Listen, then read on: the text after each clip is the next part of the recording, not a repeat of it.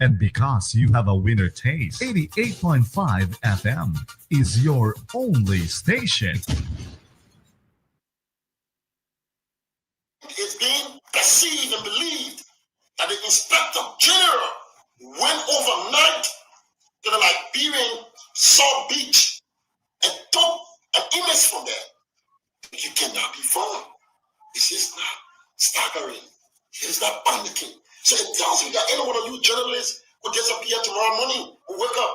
Is this the Liberia you asked for? Is this the Liberia you asked for?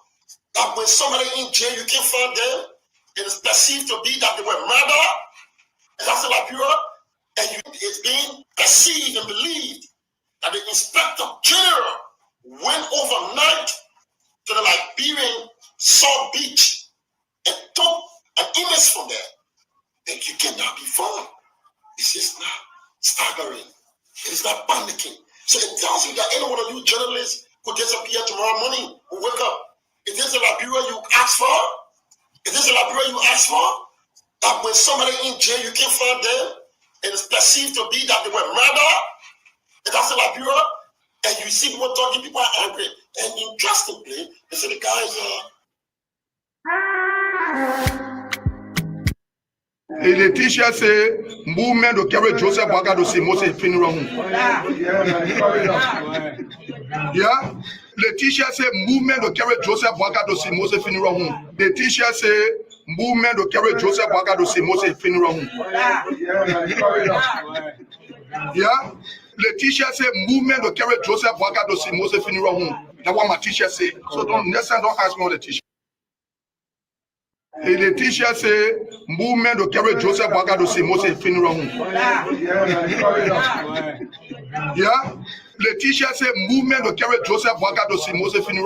That's what my t-shirt say. So next time, don't ask me what the t-shirt. When you think about it, what actually expected to happen? What actually expected to respect the law? The Senate of Committee rule. People have said that they don't respect the law. The past administration were the ones that don't respect the law. If they don't respect the law, there will be no section. You will disrupt every section until they respect the law. You promised you back to bring tongues on Thursday. Do you yes, I meant it. Do you think that language incident when you're putting about 2? Yes, I said it. So they are nicopoos. And you say you're going to burn the chamber. They are nicopoos. You want to burn the chamber? If you have some grievances, why you can take it to the back? Why are you so angry? I'm angry because of the Liberian people. Why exactly make you today? The Liberian people are not protected by us. How? Nothing here is on the agenda for the Liberian people. You guys are compromised. And I will tell you, Lord gentlemen, you guys, even the journalists, for just a minute, explain to us why are you actually angry? You are following section. What actually happened? The LPRC boss. When you think about it, what nonsense is this? Et les t-shirts, c'est mouvement de carré Joseph Boaga c'est moi, c'est fini. Yeah. Les t-shirts, c'est mouvement de carré Joseph Boaga c'est moi, c'est fini. That's what my t-shirt say. So next time, don't ask me what the t-shirt. Although I committed myself to doing an audit, this is the reason why when the first time I saw this outturn was when the budget was submitted to us. It is not true that any member as was exerted last Sunday came to me to discuss issue of outturn. And I will show you the hypocrisy in a minute. When I saw this, I called my staff. They gave me the evidence of this money movement. And I will produce screenshots and documents to that effect at my trial of how money was moved. So I said, no, I don't want outturn. And I will show you the hypocrisy in a minute. When I saw this, I called my staff. They gave me the evidence of this money movement. And I will produce screenshots and documents to that effect at my trial. Money movement. And I will produce screenshots and documents to that effect at my trial. And I will produce screenshots and documents to that effect at my trial. And I will produce screenshots and documents to that effect at my trial of how money was moved. So I said, no, I don't want to implicate anyone. But what I will do, we must do the audit. So now they have even extended it to 2022.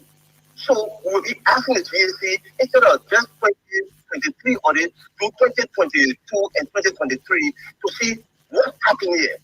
I'm not a financial expert. I'm not just going to throw charges. So I just want the public that this GAC audit will happen as I mandated. I wanted to see it at the end of 2025. At the end of October. That's what precipitated the fast hurry of spreading this resolution around. To prevent it, I want the audit. There was even testimony on Sunday that I prevented the audit.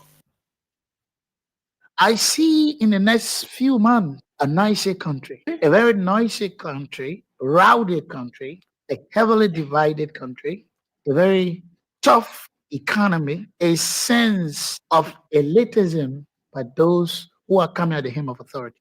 The coming in of the Unity Party is going to multiply the economic woes, the economic conundrum, the economic quagmire, the suffering of the Liberian people is going to multiply. We are not prophets of doom, but the reality will come. Road, rehabilitation, and infrastructure. The key target for the government deliverable for the first 100 days was the reconditioning of roads to ensure that they are viable to create access and boost economic activities. On our 100-day action plan, several are moving rapidly to claim the future, but yet others, engulfed by recurring bad habits, are being left behind. Let's face it, Liberia is one of those countries that will be left behind, even when compared with our closest neighbor, which no longer follows our lead. It is time for reflection, my people. It is time for us to work. It is time to stop the steal. It's time for honesty and time for changing minds and attitudes. It is time for our legislature to make laws and not noise. It is time that our judiciary get on with settling cases and dispense justice without being compromised. It is time for the executive to speak, but speak with the power of exemplary behavior. Some will ask, why this message now? It's because time for us, time for Liberia is running out. Why am I doing this? Because I'm a leader and because I care for the good of the country. Silence makes us all culpable in wrongdoings. On the accomplishment of these 6 years, let me tell you that I am proud of what we have achieved together. We have built roads, supported free wires, and free tuition at high schools and public universities, stabilized the macroeconomic challenges we face in 2018, built hundreds of pro-poor housing units, and achieved on so many fronts that we are able to list here today. However, I acknowledge that there is always room for improvement. Perhaps more could have been done under different circumstances. Regrettably, some of the long-term projects we initiated did not reach completion during my tenure. I am hopeful that the incoming administration will carry the torch forward and bring these initiatives to fruition for the benefit of all Liberians. Fellow compatriots, rumors, and misinformation have played a large part in our politics over the last 6 years. It is my hope we as a country will overcome this challenge over the next 6 years. To begin this, we must, information have played a large part in our politics over the last 6 years. It is my hope we as a country, it is my hope we as a country, it is my hope we as a country, it is my hope we as a country will overcome this challenge over the next 6 years. It is my hope we as a country will overcome this challenge over the next 6 years. To begin this, we must, start with the facts of the transition. I therefore urge you, my fellow citizens, to continue to be Lord-abiding and seek peaceful means to resolve differences. Embrace tolerance and dialogue. Let us love one another. I therefore urge you, my fellow citizens, to continue to be Lord-abiding and seek peaceful means to resolve differences. Embrace tolerance and dialogue. Let us love one another and come together as one people, one nation, indivisible, with liberty and justice for all. Let us remember the strength of our unity, the resilience of our democracy, and the hope that lies in the future of Liberia. As we welcome a new era, let us move forward hands in hand with a shared commitment to building a united nation that will continue to strive on observing the tenets of democracy and adhering to the rule of law. May God bless you all, and may God continue to bless the Republic of Liberia. Almighty, having kept watch over us last night to see another day with his providential care, leading us into this day. We can help but say thank God Almighty. All glory and honor be to his holy name. He is the God of the now and the future. Under no circumstance can we leave him out. So he said, in everything give thanks and praises. In Psalm 150 verse 6, let every human being living on the earth, not the dead, give thanks and praises unto his name.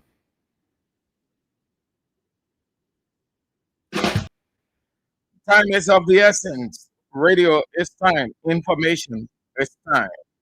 Let's get started with the acknowledgement, then we solve the issue. What unfolded at the Ministry of State for Presidential Affairs? Did they say several individuals have been dismissed, having conducted an investigation? We will get to that. Muya Sharif, you've come on from Matadi. That's District 9. Yasa Sharif, you are watching. Thank you ever so much for coming on. Ruth B. Bine, you following from Phoenix, Arizona, the United States of America. Holder Sharif, you say hi. King's family, hi to you and good to see you on. Ibrahim Sia, you are following from your hometown, Petty Town community. That's the Butcher Island. Have you seen the excavator there? It's just around your area, Ibrahim. Boyman Kwei, you are following from Chicken Soup Factory Gulf community. Who else? Christopher Benal, you're following from Dwar Zone, Magibi County, Lower Magibi County. Emmanuel Niece, you've come on from Johnsonville. Glay P. Spencer, Ganta City, Nimba County, Solo Watcosia, as usual, your comfort zone, New Georgia Estate. Philip Kura, you are following from Dubai, the UAE.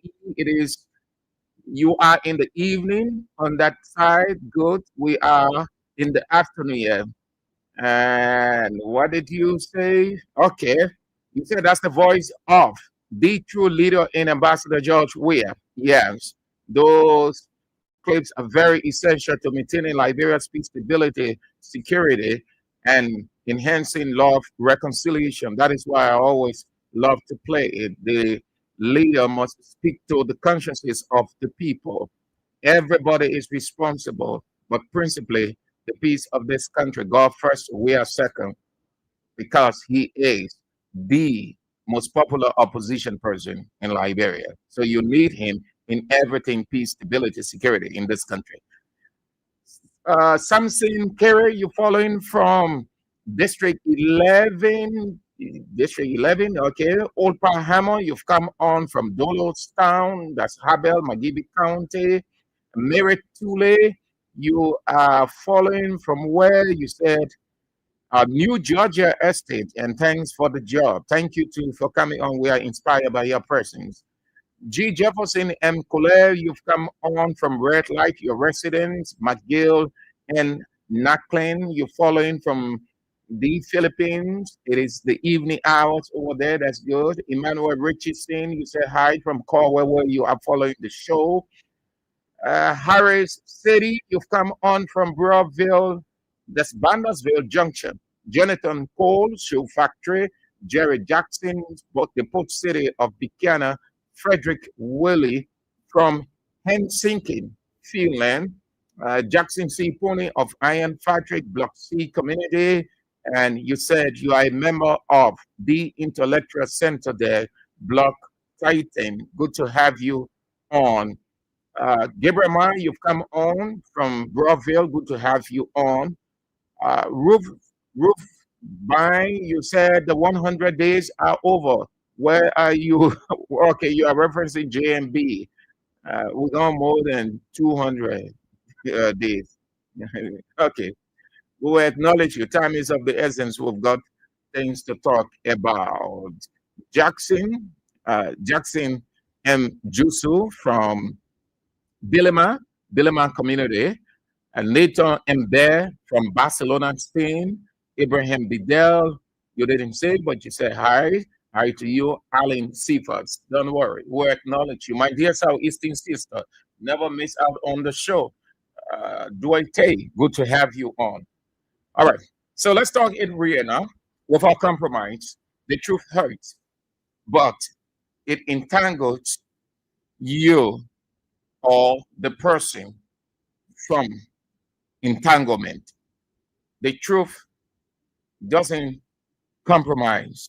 Truth compromises nothing. Truth is the truth. Truth is just like the law.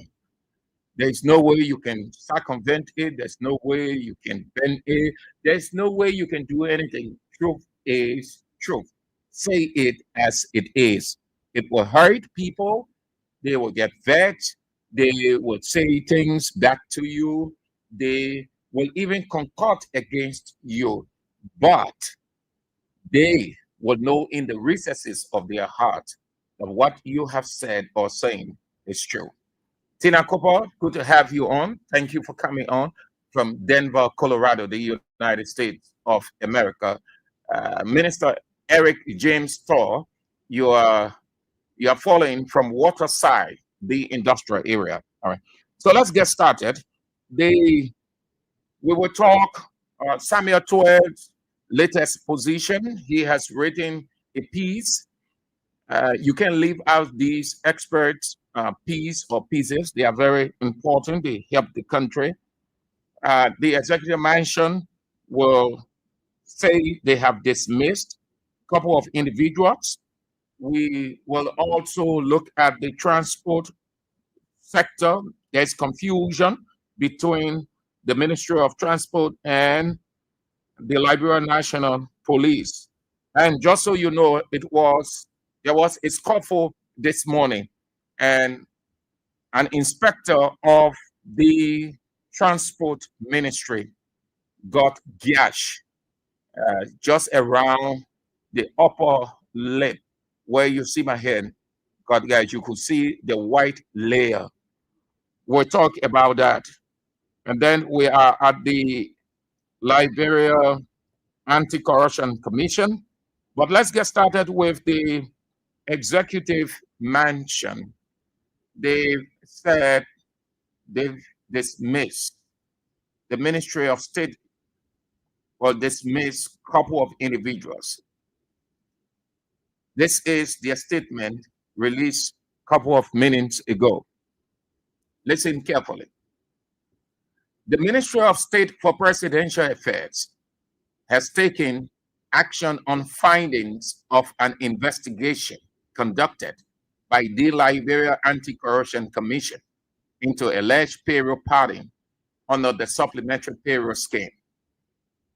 Following a thorough review of LACC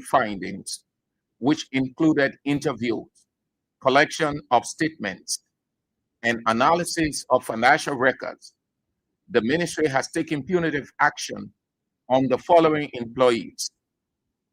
3 employees. Lamy Sharp, Director of Budget and Finance. Anthony at Law, Henry B. Sandel, Financial Controller, and Mohammed S. Krumah, Assistant Minister for Human Resources. The Ministry of State and Presidential Affairs is saying they all have been dismissed due to breaches of government regulations that resulted in the misuse of public funds. The statement goes on to say, however, Mr. James Y. Tolker, Deputy Financial Controller, has been cleared of any involvement in the scheme and reinstated. These actions reflect the ministry's commitment to transparency, ethical governance, and protecting public resources. Reforms are ongoing to prevent future incidents. The Ministry of State for Presidential Affairs remains dedicated to upholding public trust and safeguarding Liberia's resources. Further reforms are being instituted to prevent any recurrence of such incidents. This is what the Ministry of State for Presidential Affairs, the President's Office, came out with a couple of minutes ago, that these 3 individuals have been dismissed after a thorough investigation. And James Y. Tolker, Deputy Financial Controller, the investigation found him to be sinless, no fault. So he remains in his position, and these 3 individuals have all been dismissed. That's what the President's Office has said. We'll leave it as that. They will explain themselves. They will react. They have every right to challenge the findings if they know that it is impartial, partial. They will challenge it. They will explain their side. They will come public. I know these 3 guys, if all can come public, 2 or 1 will come public. But it's always good to say whether you were accorded due process. The President's Office said that you 3 guys were investigated through a thorough, impartial means, and the investigation found that you people committed the act. So based on that, you are dismissed. We hope that you will come out to explain your side. Let the public know there is always a 2-side sides to every problem. So let's move to the minister, the former Minister of Finance and Development Planning. He wrote a piece that I thought to share with you, not necessarily that we'll delve into it, but that you just have an understanding of what he said.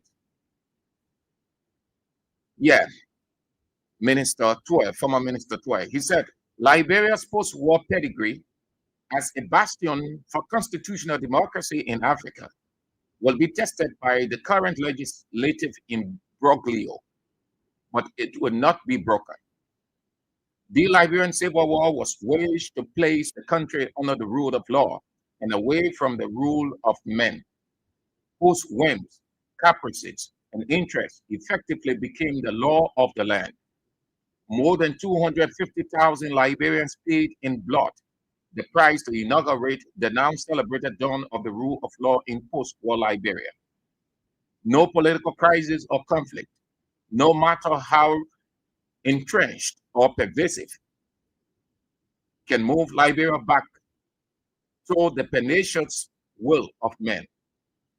Presidents Ellen Johnson Sirleaf and George Manuel Weah have both sustained this entrenchment of the rule of law for 18 years after the signing of the Accra Peace Accord.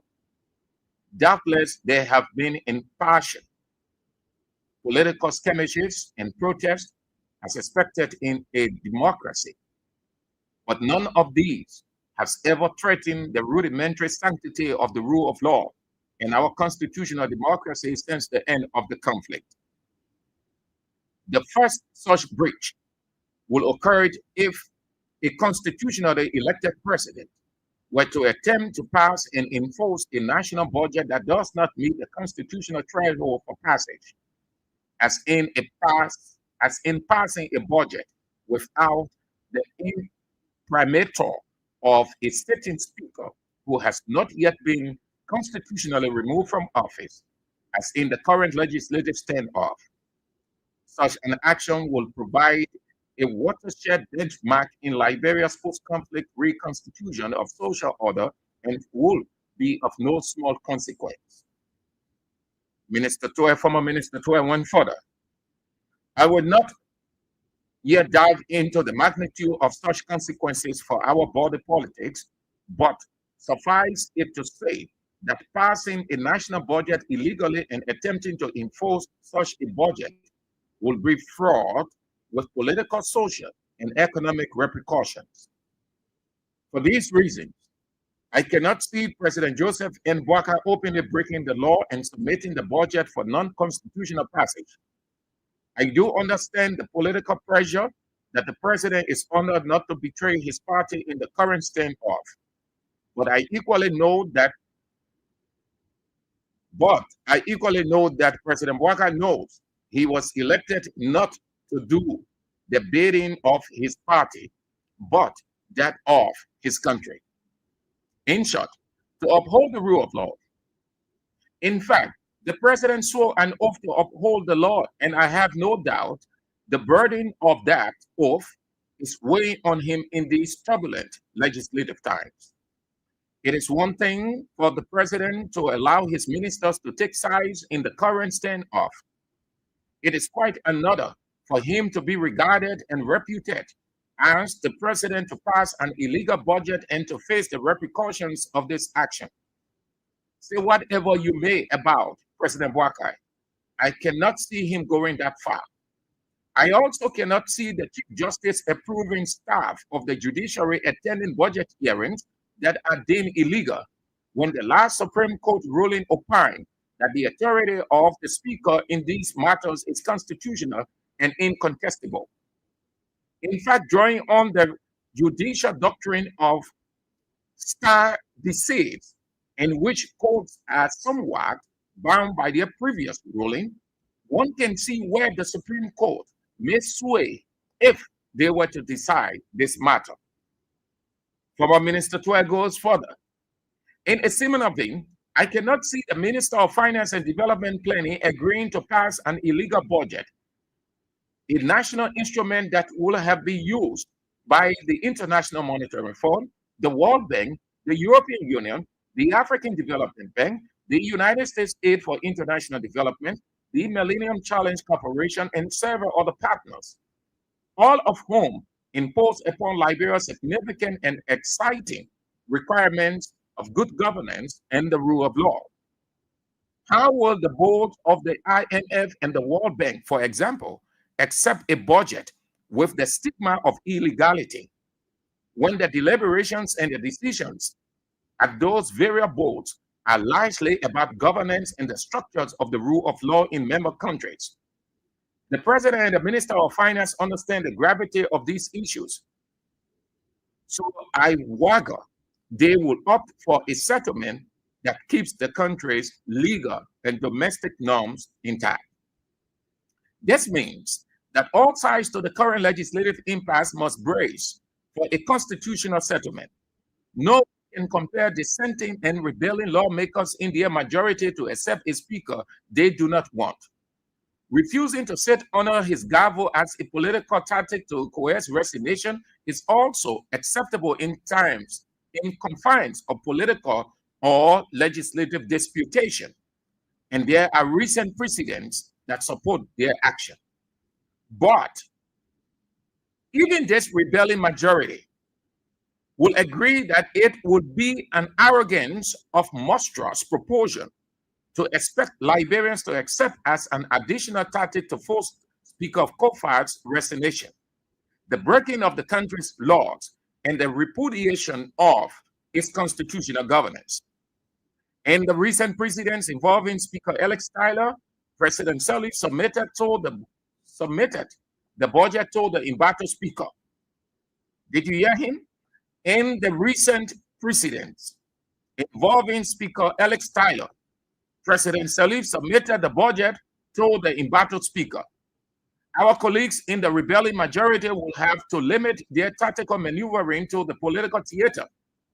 Taking that maneuvering beyond this terrain into constitutional domains is a massive threat and disservice to the country and even to the respective oaths they too swore to uphold. He concluded, let us all, in our political fracas, division or fashions, do our utmost to uphold the law for which 250,000 of our compatriots paid dearly with their lives.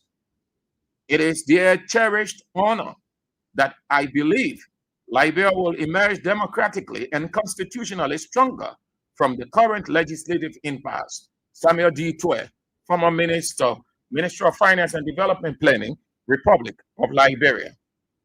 An insightful piece I thought to share with you is say on what is unfolding. He couldn't have put it any better. I told you people yesterday, and I must say today, the country is at war.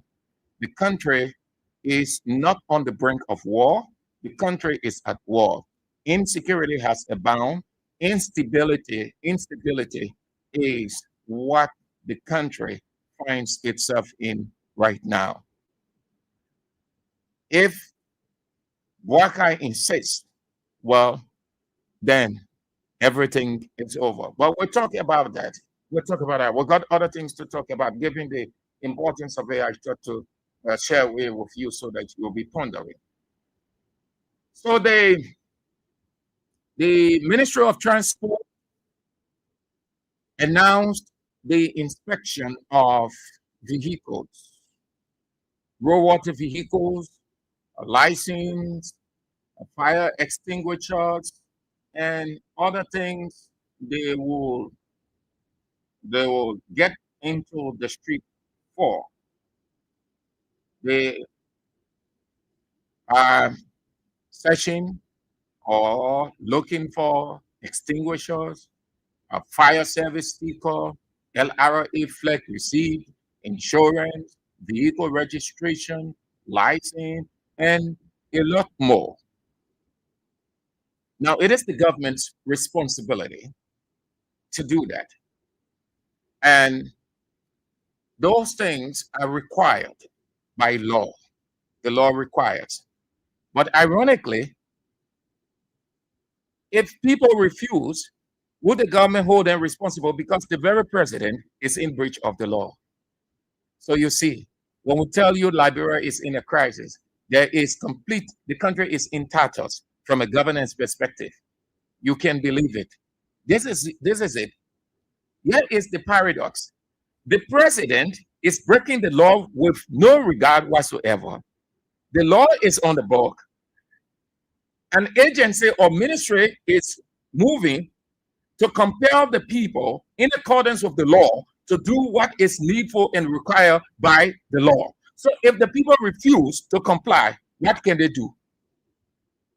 Assume that the people refuse to comply with the Ministry of Transport, the police, and fire service. What would they do? They would take them and put them in jail or begin to charge them and send them to court.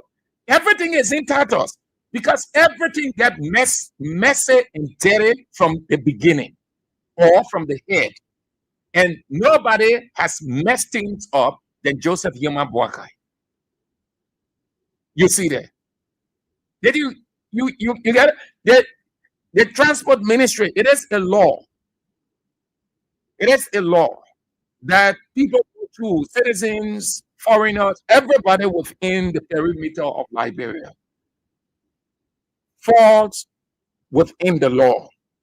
And you act within the law. Anything to the contrary, you'll be penalized. So the Ministry of Transport is right to go about. Yesterday we talked about the timing. And I think the timing is not right. But it's not the emphasis. You are breaking the law and you expect the people to follow. When leaders lead by difference and example, if the president himself is breaking the law or disregarding the law and install himself as Nebuchadnezzar, you expect the people to cooperate. And if they're not cooperating, what can you do? Because if anybody not cooperating, they have a genuine excuse to say why they cannot cooperate by using Mr. President. If the president can breach, if the president can disregard, then who am I? And they will be right. But for that argument anyway, everybody will look at you and say, yes, you're right. Because the president is the first person who start the example. When you go to ceremonies and the president there, what do you see? And they can call him to take people up. They can call or to do the why? Because that's the first citizen and that's the person who sets the example. So you see the irony there. There was a confusion, misunderstanding. Government agencies are not cooperating. When Minister Pierre came in, listen, it's not how you brag. It's not how you proud yourself. It's not how you take to the media and just say things because you're a politician or they have given you a position, so you want to show that you are ready. Didn't Pierre say that all government ministries going to be on a synchronized front to avoid this confusion, misunderstanding amongst themselves? That's why they created this stuff that everybody who wants to say something about the government or explains government policy will go to the Ministry of Information. It's based on that. Not bad. But the cooperation is not there as the way, because the Ministry of Transport feels that, oh yes, they are the boss. The police feel, yes, they are the boss too. So when it was announced, the police said, we're not part of it. How can two government institutions not coordinate? The police said, we're part of it. Fire service too, they're just sitting out there because they're seeking relevance. They don't really know. And they should not be in this inspection. We'll talk about that. They should not be in this inspection. It has got nothing to do with fire. We have to be with people. You don't get anything to do with you just want. Maybe they say, okay, yeah, so the fire extinguisher, but that lies within the purview of the police and fire service is to put fire off. When people have burning or ministry of burning, they run there. So they all be in readiness. When the former government brought out the immigration to assist because of the magnitude of the situation, these Unity Party people jump up. Oh, you got the police. Then you bring in immigration. You bring in this. We are in Ebb. We are in nothing. Every other thing that we are was accused of, they are doing the same old thing, but in different times. So what is that now? What is it? So they started today, and it resulted into scuffle between the police and the transport ministry inspectors. And one of the transport inspectors got hurt. There was a clash between the police and the inspectors over the minor stuff. But because the police had not been comfortable, they didn't want to be a part. So they just gave what the Englishmen call perfunctory presence. Perfunctory means that you want to do something. You decide not to. But people are just talking to you. So you decide to just respect the people and say, okay, I will go there. But you don't go in there with your whole heart. You don't put in anything good there. So you'll just be there. When anything happens, you will show no concern. And even if you're doing anything, you're not doing good. That's what the Englishmen call perfunctory. So the police went there. They said, okay, send the people say like this, and the country looking, everybody blasting at the government. and I rescue government. Let's just go there. But there is a serious disagreement between the transport ministry and the police. They're not satisfied with how things are going. Then there is the timing, which I talked about yesterday. Look at what happened this morning. See how people suffering continue again.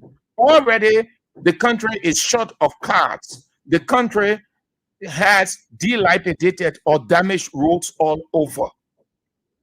As much as it is right unto the government to collect revenue, but the government will always have a contingency in place. Let me take you back to the former regime.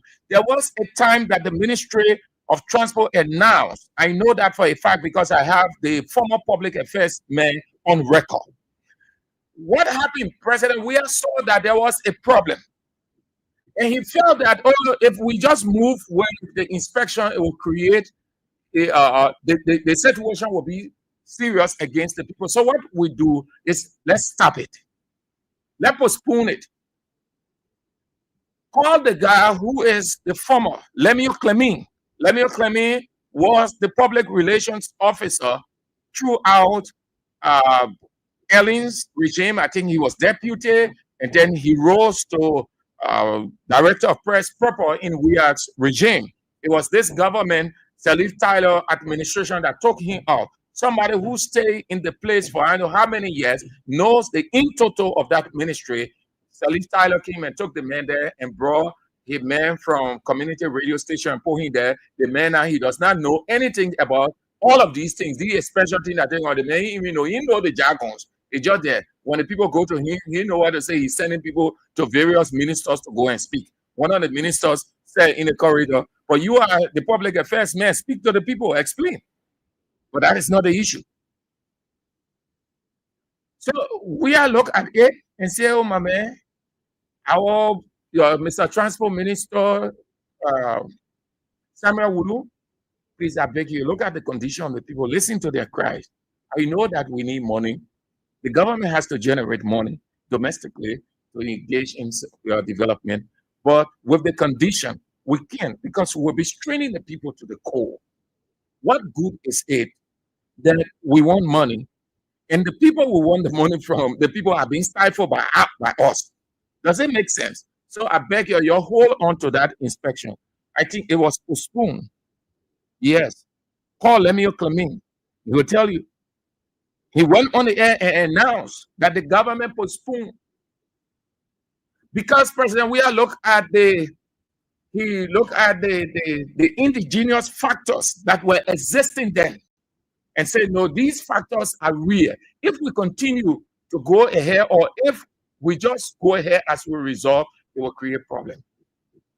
So look at these factors and let's hold on. We can conduct the inspection at the close or the next year. And the opposition will argue. They see Unity Party now, they were in opposition, they argue. They say all kinds of stuff. But we are allowed it because at that time it was going to have a serious weight on the people. So here we are. All of the roads are damaged. The country is short of cars. Look at Somalia Drive. Look at across.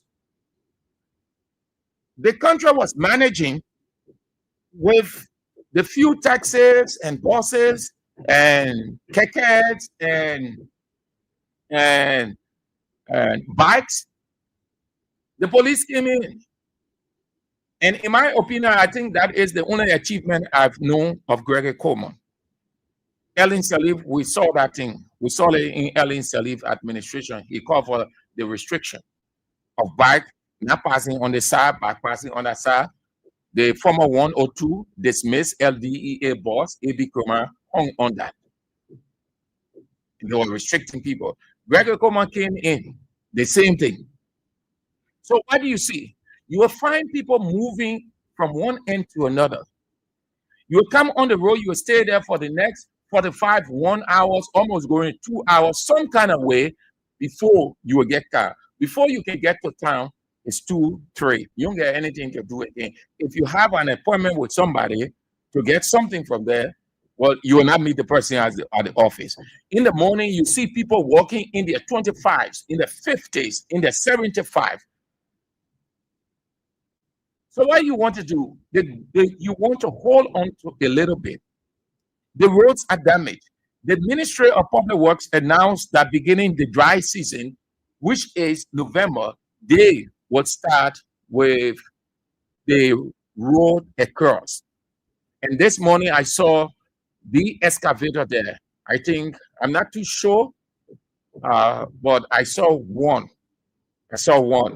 That means the Ministry of Public Works is getting ready now to shut that road down to start the reconstruction of it. And the inspection is not going to take 1 or 2 days, neither will the Ministry of Public Works wait for the Ministry of Transport to complete the inspection.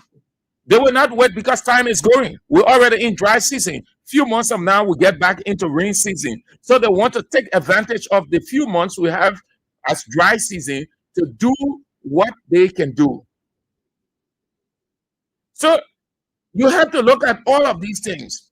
They say, no, they're going ahead. They started with inspection here and there. All right. That's it. That's it. And then what other thing that came up? The government. I think the government lied. The government lied. This is a lie. This is pure, devilish, satanic. You can't do that. A politician or politicians will always want to sound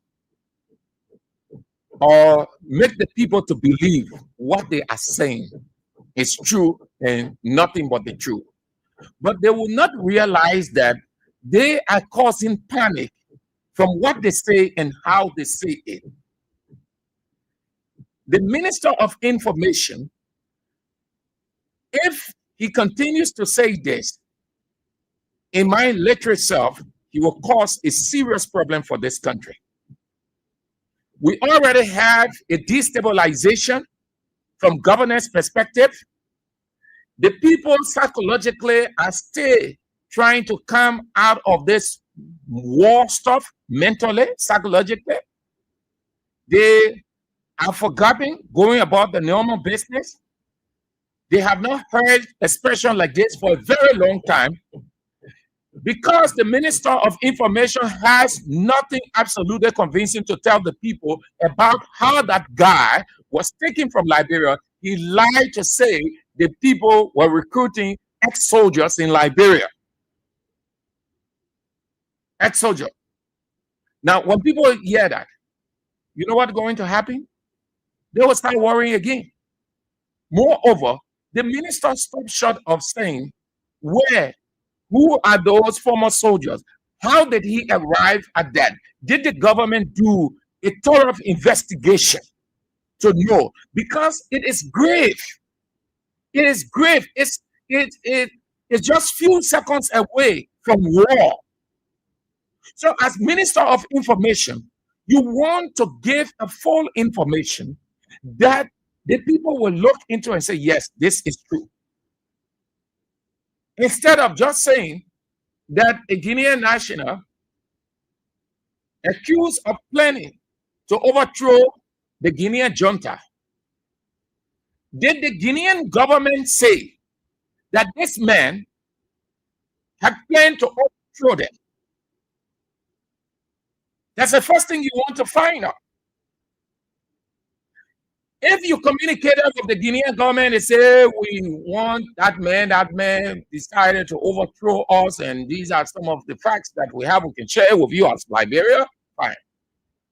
But you firstly do a due diligence to yourself and your counterpart by finding out, because it borders on a person's life.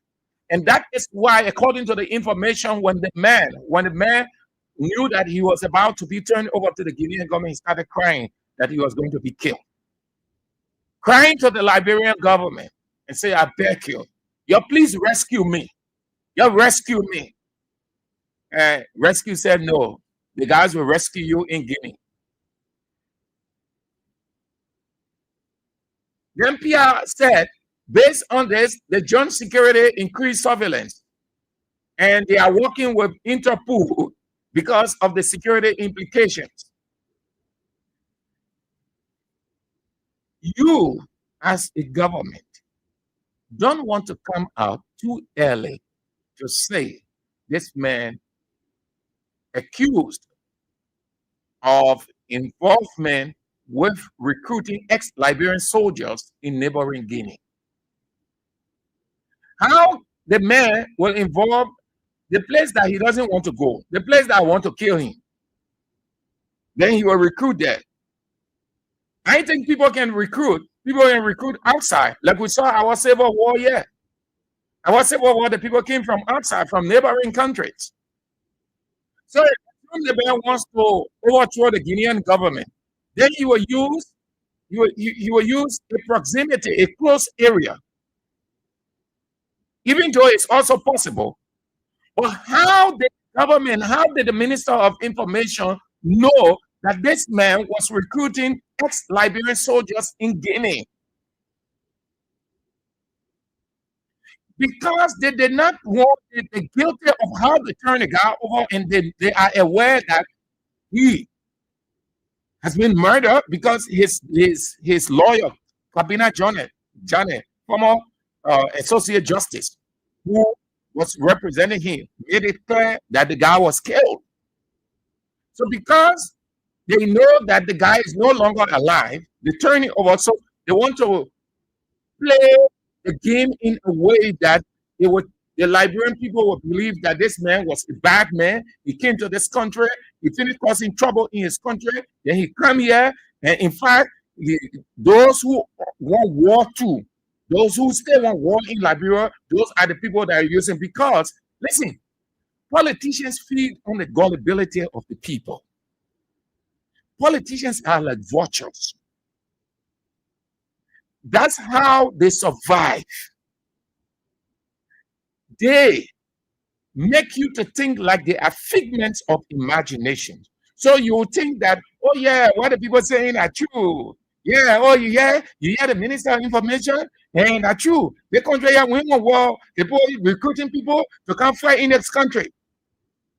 Then the real issue now of why that man was returned to Guinea, nobody has time for it again. The Minister of Information lied. They have not told the real truth about. They just started and say, yes, let's say it this way, that he has been accused of recruiting Liberian ex-soldiers in neighboring Guinea. Is the man recruiting ex-soldiers that are based there? The man in Guinea. If he was recruiting here, let's agree that it was reported that the man is recruiting here, then at least it will lend a little bit credence to the Minister of Information position. But you say the man recruiting in Guinea. What has it got to do with you? What has it got to do with Liberia? The man, you say the man recruiting ex-Liberian soldier in neighboring Guinea. The man off your show. He's not on Liberia territory. You see how when you are choked, you know how to lie? It would have made sense, or a little bit of sense, had the minister said that it was suspected that this man was collaborating or was suspected of linking up or trying to create a base here. Let's talk in a way will make sense. Say, oh, we can see why the man ran away from Guinea. I can see a lot of the people truly that the kind of thing he was doing. So he came to Liberia now. That's how they would think. Then they would say, oh yeah, that's true, the minister, right? But the man said the people accused the man is accused of recruiting ex-Liberian soldiers in Guinea. Then he said that the man facilitated and financed move together with some individuals who they can't name. That means they know them. Oh, come on, man. Lie. So you see what it has placed the country in.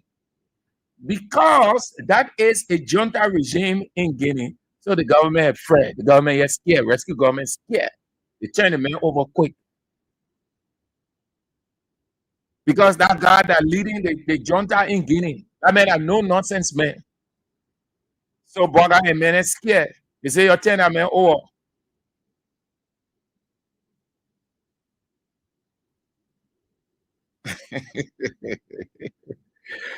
That will be 20 for that. That will be 20 for that. We've got other things to talk about. The plate is loaded this afternoon. It's 1 minute to 4. So let's turn to you now. Then we talk about other things, and then we are out. So those are the few pointers from the first lab of the show, Real Talk on Kings 88.5, with me, Sam Andrews, on this 13th day of November 2024. Graduation day for AME. Several individuals are graduating from the university. Congratulations to all of you people. Welcome into the class of the intelligentsia to be a country the best you can by and with your education. Let's go to the lines now to have your say on any one of these pointers we talk about. 0772 23 99 33 0886 30 44 97. The women's line 0777 98 03 75. And you are on the show on Kings 88.5 with me, Sam Andrews. 0772 23 99 03. That's 23 99 33 33 0886 30 44 97 0777 9803 75, and you are on. Hello. Yes. Something is happening.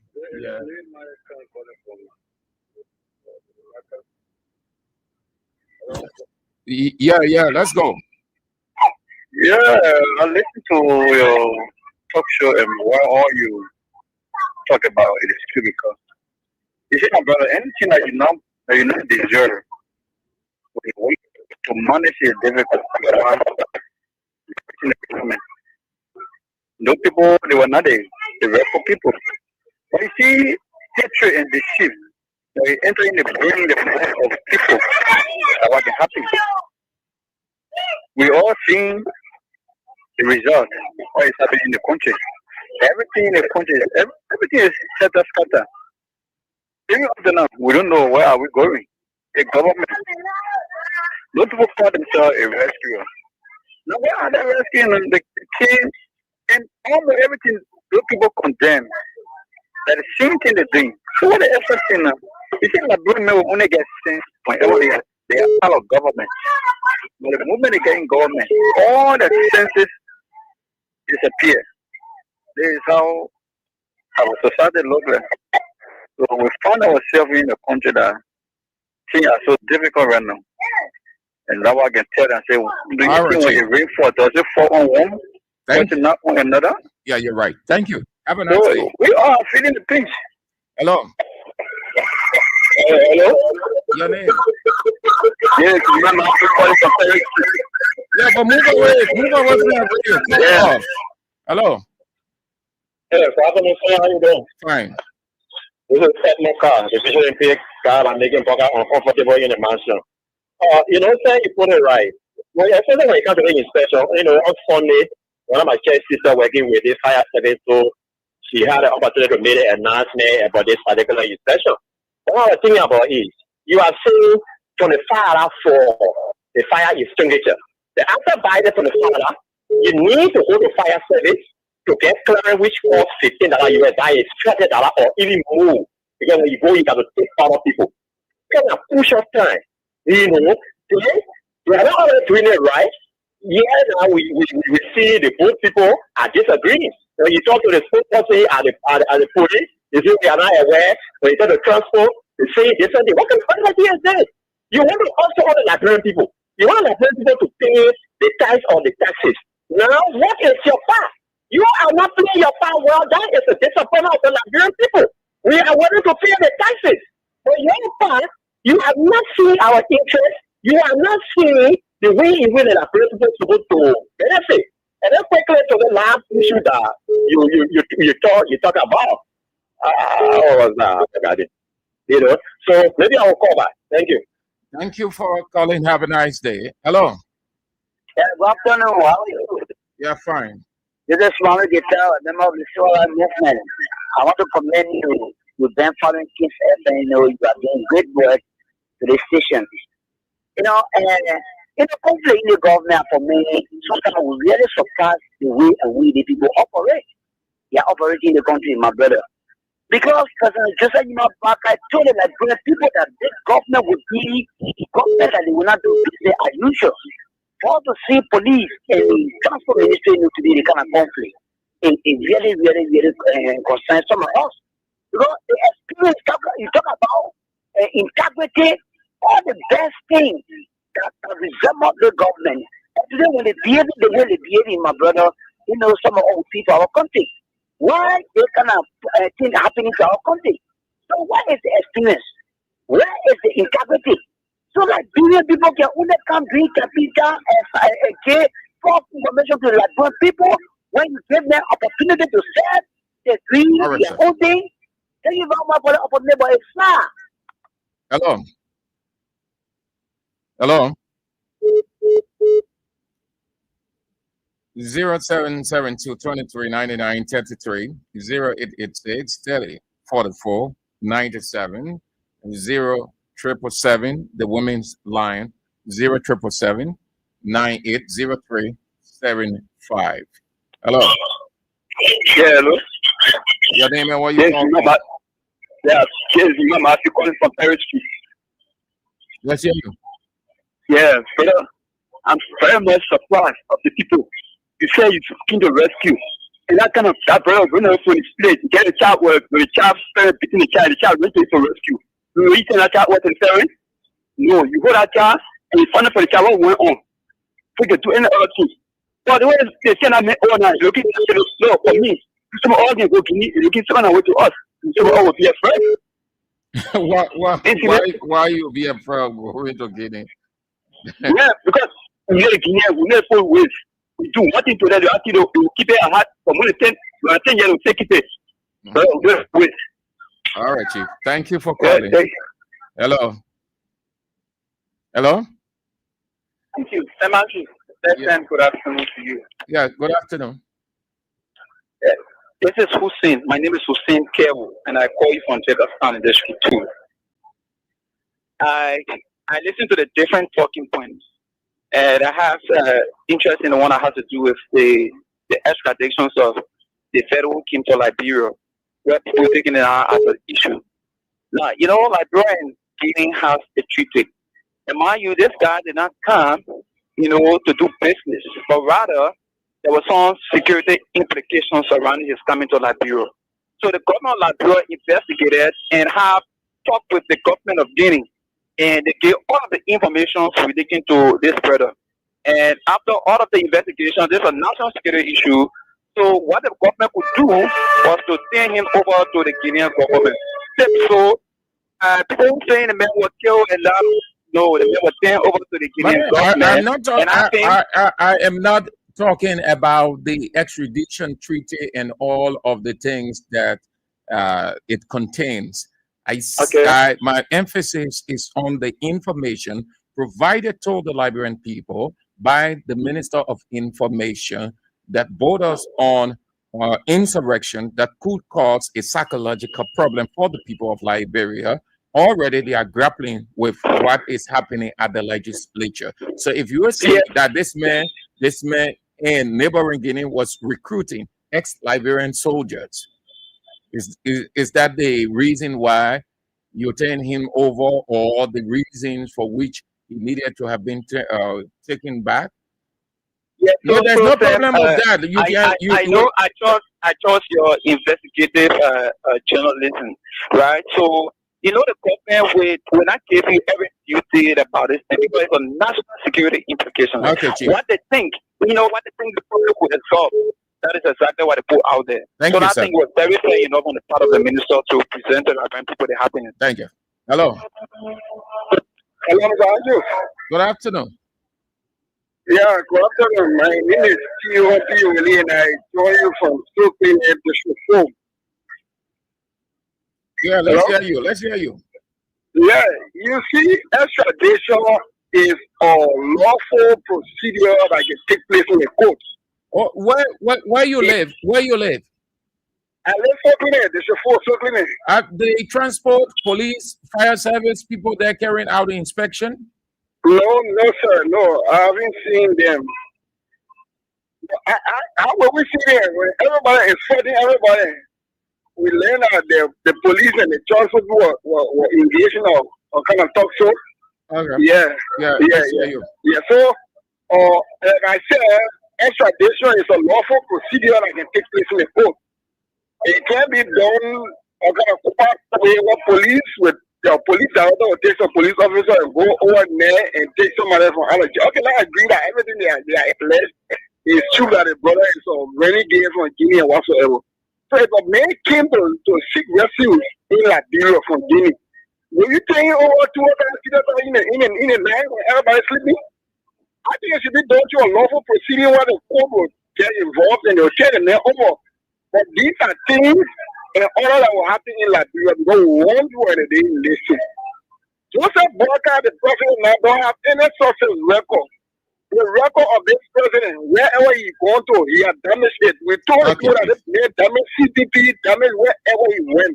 You're not getting Liberia. They said, no, we're challenged, we're foolish, we didn't know what we're saying.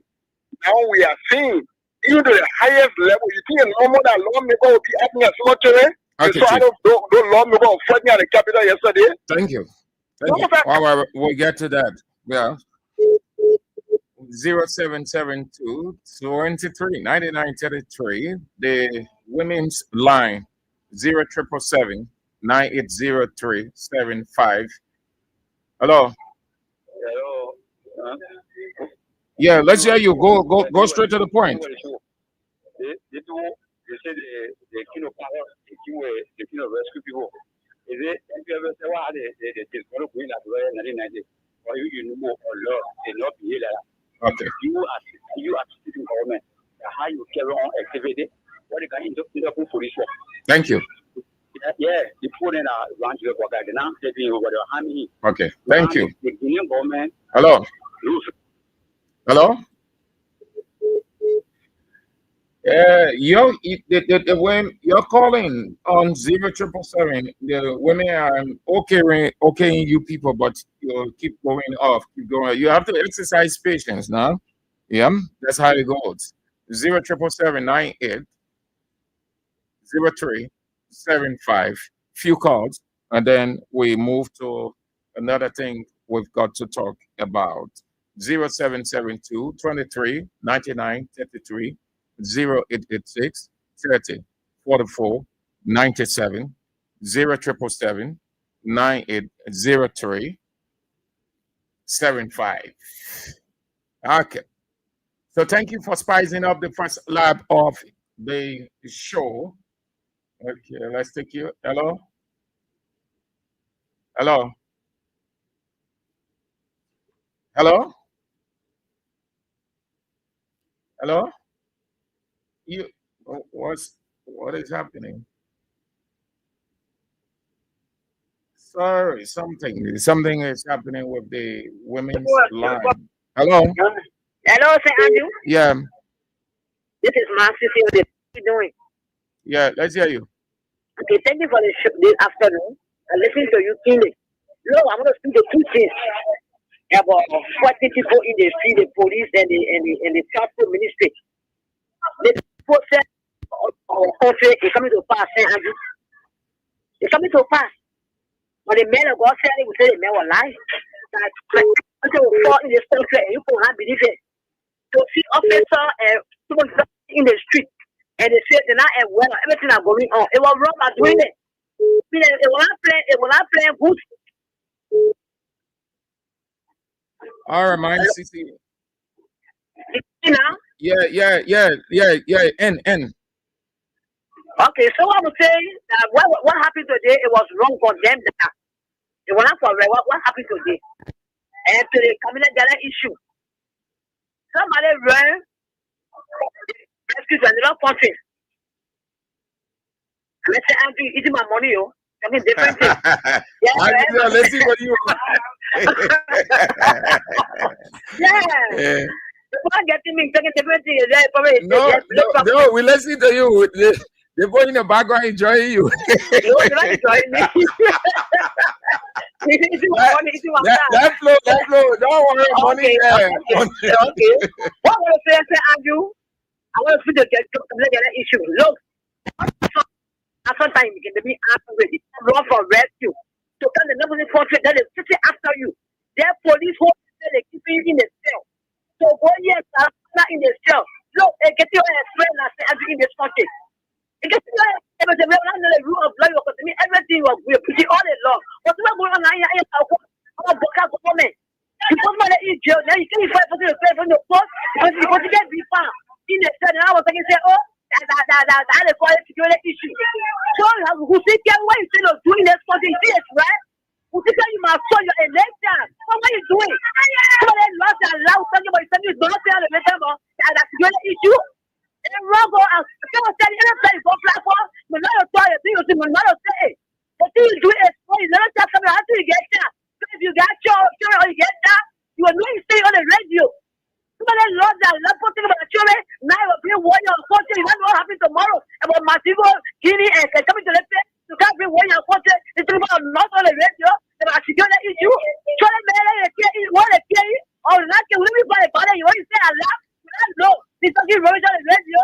Tomorrow, how you will take care of after you are behind you. They will hurt you tomorrow. You are a child, somebody going to go to school, and also you know better. Thank you, my son. Thank you, man. Sissy, have a nice day. Hello. Hello, son. Yeah. Yeah. Let's hear you. Why you are saying, why my name is Famous Wallow. I'm from Virginia. Yeah, when Costa run away from here, when the Sierra Leone, the government of Liberia was requesting for what the name is, what is telling me, man? My man, you know the man name before you count on it, yeah? So, sorry for Costa. The government said their government for them, no one can sponsor with anything. So they never sent Costa back. The man ran away from death. They knew that the man ran from death. They are rescue people. It's a rescue the man. But they never do it. They turn the man over. Even the very lawyer that stood for the man, they never have conversation with the man. They send the man. Because you know that they are so moral. This girl are moral. So they don't get time. So someone will die, who die, they don't get time. Yeah. Thank you, sir. Hello. Hello. Your name is Andrew. My name is Alvin Dara and I call from the UN God. Brother Andrew, let me appreciate it even for the talking for also. Let me appreciate Almighty God for promptly blessing the of our voice to be here. Brother Andrew, I think the same issue happening in President Weah regime with the vice president in Sierra Leone. And I like the way the government who was in Arapa, I like the way in which they handle our issues. They kept that man in Liberia and get the settlement discovered there. Officially before they can turn our men over for what happened in our country, it looking so sorry and scary for we as a citizen. We rather have to pray to God because we know where our country is rather go. We are on a serious note. We are telling nothing like in the top party. My God, finished. Avi, hello. You on the air, Chief? Okay. Thank you all for spicing the first lap. Let's move to something else. The court, Monrovia City Court, will rule against the office of ombudsman in the case with the West African Examination Council, Liberia office. The Monrovia City Court recently issued a writ of summons to the on the head of WAEC office, Liberia, Dale Botolo, over leaked mathematics exam during the administering of the 2024 WAS exam. The complaint was filed, and then an investigation was opened. So the court will say that nobody complained to the office on the leak of the test, and that the court will rule against the office of Ombudsman based on no evidence. So Liberia and Togo playing today? Oh, I know. Amen. So the national team playing today, just like nothing happening. And I easy. And I easy. Okay. So there's this scholarship scheme with the group in Liberia called Nekitech, or Necotech rather, Necotech. The Minister of Foreign Affairs, Sarah Beslow Yanti, will announce, but concerns are being raised as to the credibility of this identical group based in the United States. Some are saying it is a 419. And they are requesting a couple of things. They are requesting a couple of things, and you will wonder why. If a scholarship scheme is for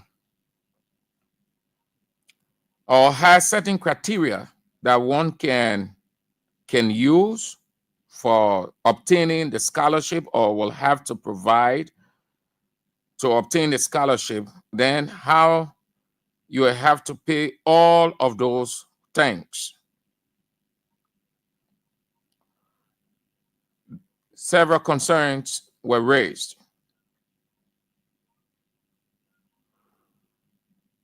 One, US 25, yes, the scholarship scheme, I think 25 million scholarship scheme.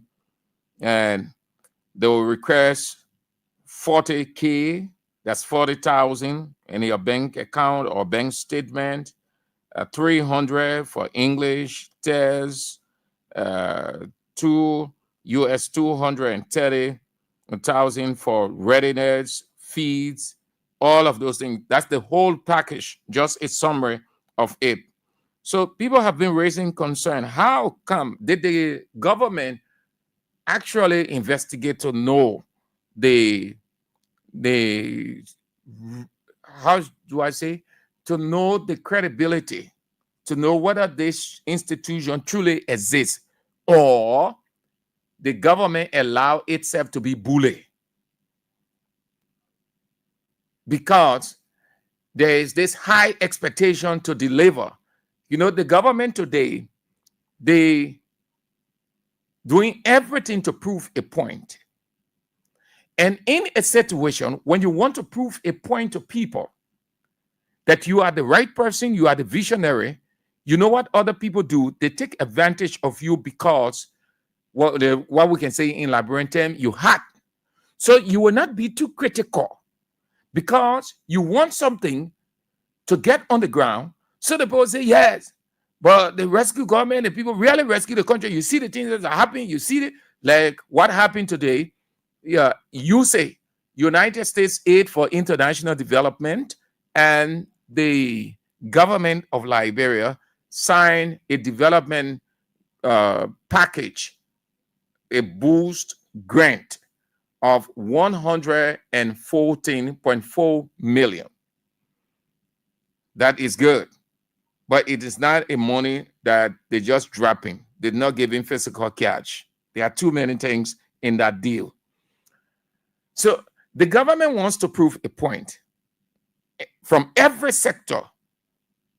So the people would say, yes, you know, the people better, they're better than previous government. That is why you will see every little thing they do, they put it on Facebook. But they were the same people who were accusing or condemning CDC people for putting things on Facebook. They said CDC were running the government on Facebook. Every little thing is on Facebook. Even Joe we are in there will go on Facebook. But at the same thing, from the president down, every little thing they put it on Facebook, they showcase him. That's the same thing. So they will try not to be critical because they want to prove a point. Anytime you try to prove a point to people, you miss out, you are used. People take advantage of you because they see that you have. So the Minister of Foreign Affairs, Sarah Beslow Yanti, announced this, that the scholarship scheme is in place. She even went and put it on her Facebook page.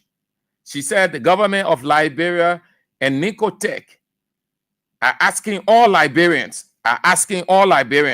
between the ages of 25 and 40 who want a master's degree to kindly pre-register for a U.S. work study program using this link, and the link there. You click on the link, you will see everything that you need to do. Some people have started raising concerns.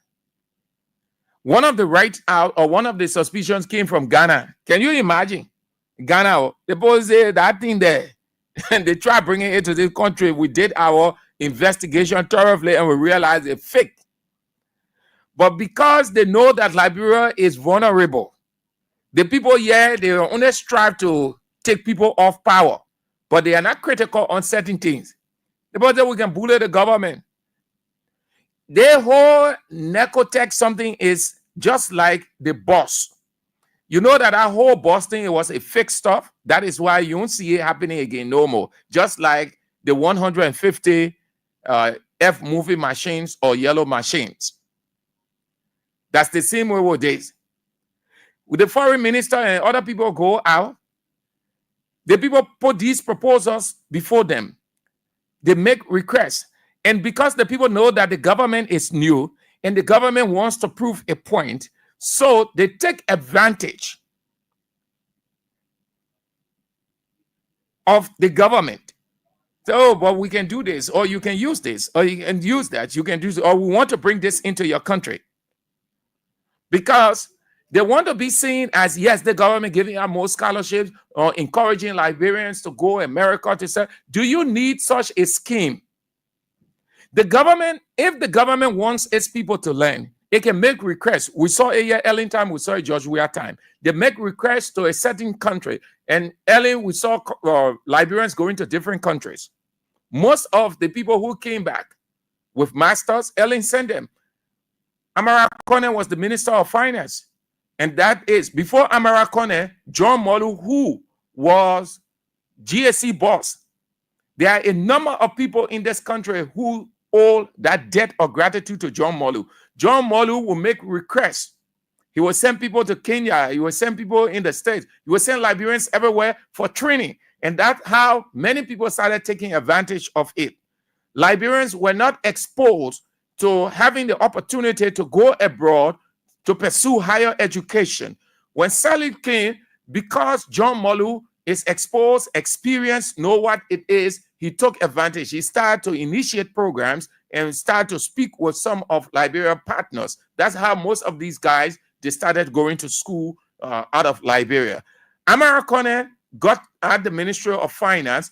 He too, he started that. Before then, there was this Ellen Johnson Sirleaf, some of that program she had, mainly for young people, to take advantage of it. So you had many Liberians leaving this country, going out for study and coming back.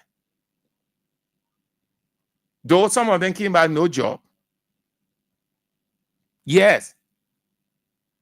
So you could do the same. You don't have to allow yourself as government to be bullied. You can make requests to China. China would say, yeah, Liberia, we gave you 50 scholarships. This other country would say, yes, we can give you 25. There's a country that says, we can give you 15. We saw here with Ellen. The orator that just left, Raptel Pele, she was responsible in President Salih's office. And you had a couple of Liberians going out of the country for study, even though as time went back, the program started having problems because some things were happening that were not right. But they will engage governments. They will engage friendly governments. You know how many persons living in this country went to China based on the government of Liberia discussion with the Chinese government to study in that country? It came back in other governments from Salih's time, from Weah time. It is only this government that we say they're talking to a small group. Now the small group is making demand, and that demand, or the way they're presenting it. And look at how the Minister of Foreign Affairs presented it. You can see, look, she said the government of Liberia and Necotech are asking all Liberians between the ages of 25 and 40 who want a master's degree to kindly pre-register. Is that how the Minister of Foreign Affairs will say in such a thing like this? Oh, come on. You want to be more diplomatic. You want to sound real, that your people will take you real, that the government of Liberia or the Ministry of Foreign Affairs is exploring scholarship opportunities for Liberians between the ages 25 and 40 with friendly governments, and the arrangements are pop, just like that. Then the people will say, oh yes.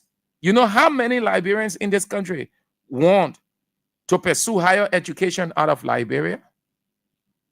Too many. And do you know that a number of governments, friendly governments, willing to help Liberia in the education sector, the higher education sector, by offering scholarships? But we saw the thing here early in time, man. It wasn't hard. Some of you listening to me, you know, some of you are beneficiaries. We saw it in Weah's time. People left this country. Look at the number of doctors, the number of Liberians that we are sent out of this country through bilateral arrangements to pursue their education in the health sector. They did not go through any small group. But because the government wants to prove a point, and it doesn't know how to prove a point, so they will go through. They want that complete the government bullying. They're bullying the government rather. Y'all go put your money there. You can't tell you pre-register. You will know. How will you scholarship? Then they're requesting for all the money. Then why you can't sit down or pursue study? Because all these dollars, when you put it together, it can sustain you in a country to pursue your master maybe 1 or 2 years. Why you want to give it to a group that the government is not even sure of? No, nothing. So I will be doing it for that. Yeah, then before we go to the last pointer, until we can start being condemning of one another in this country, we will go nowhere, and that is why we are going nowhere. And they said the people, CDC government was using the country money on cars. Government officials then are buying all kind of cars, 25,000, 75,000, 120,000. These same people were condemning. What do you see amongst Bwaka government officials? You see that hard craving or desire for cars. Look at the cars his ministers and directors are purchasing and riding. When we tell you that corruption in this government is widespread, it will be 10 times than any government. You will argue, but you're seeing it. What is it, government official? How you want to be seen in your country? Of being flashy, aristocrat, a bourgeois, that people worship you when you arrive, that you will feel self-exalted, or a humble servant? Wherever you find yourself, it is not how extravagant you are. It is the impact that you make on people's life or in people's life. You minister, you put manager, you FPRC manager, you minister of state for presidential affairs, you LRA boss, whatever the position, what good will it do when you just look flashy, extravagant, bourgeois, aristocrat, but no impact on the very people you were appointed to raise their living standard? What good it is? Then you are not minister. Because the word itself, minister, means servant. Servant. One who is at the service of the people. That is the typical meaning of the word minister. And that is the reason why the people gave you the respect and honor. That you can live 10 times or 20 times above the people. Liberian ministers, Boaka ministers, everybody. Look at the one that came out of it. Those cars, what you do with those cars? Where you carry those cars? Those cars will start damaging in no time because the people produce those cars according to the roads. Listen, but because we just want to be flashy in this country, just so people will see us and we look so exalted and extravagant in the midst of our colleagues or people just standing on the sidewalk and looking, oh, that the managing director there, oh, that the minister there, oh, that the journalist there, or then we feel exalted now by those flashy things, but no impact from service level. Even though you say you are minister, they appointed you as minister. The word simply means servant, one who is at the service of the people. That is why you are commissioned. That commission means you are being licensed to serve the people. Hence, the people gave you the respect and honor as their servant in return. That is the contract between you, the servant, and the people. But if you prioritize yourself over the people that you want the whole world, then you are not a servant. You are a tyrant. You are a dictator. You are an autocrat. Everybody, all Boaka government officials, they want to be seen in flashy cars, but they were here a couple of years back. Oh, we are people there.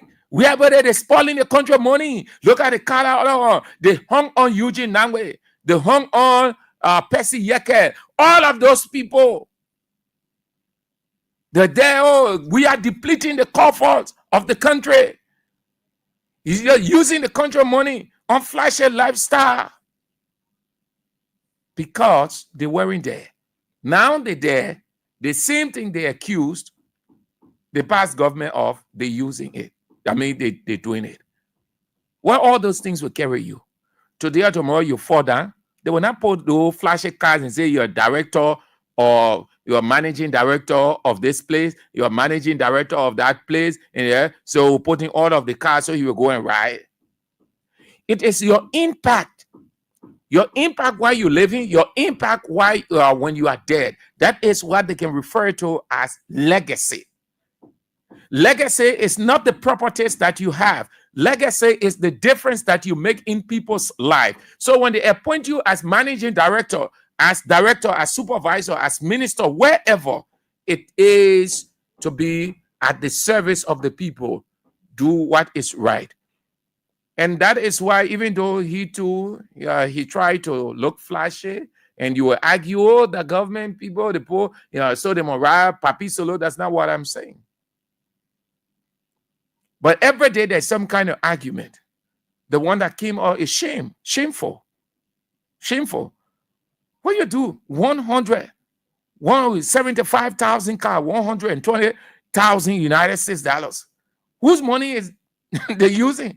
It's not that money.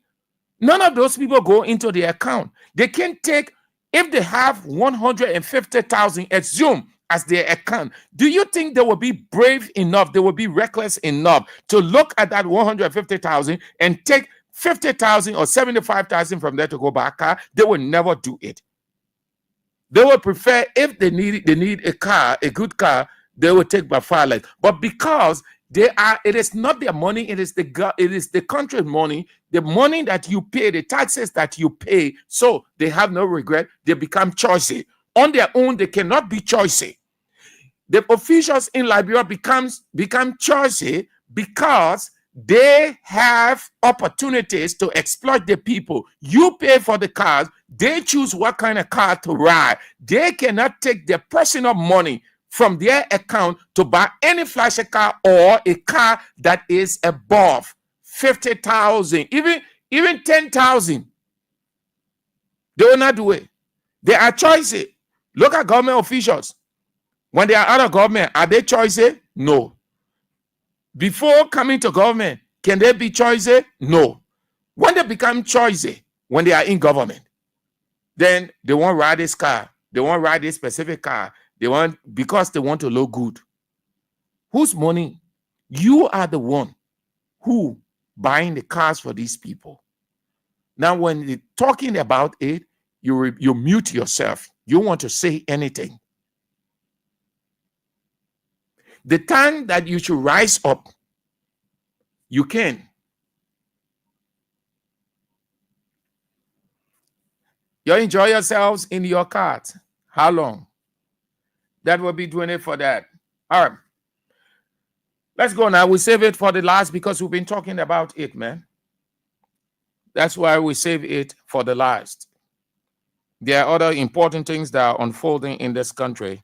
We can be on the guys at the legislature prioritizing them. We're getting tired of this whole stuff, but our attention is not of it. So ECOWAS came to Liberia now. Till now, we don't know what they achieve. We don't know what they have achieved. They came to Liberia with the intent of mediating. We only saw few lines from the Liberian Senate and later on from Senate Pro Tem herself.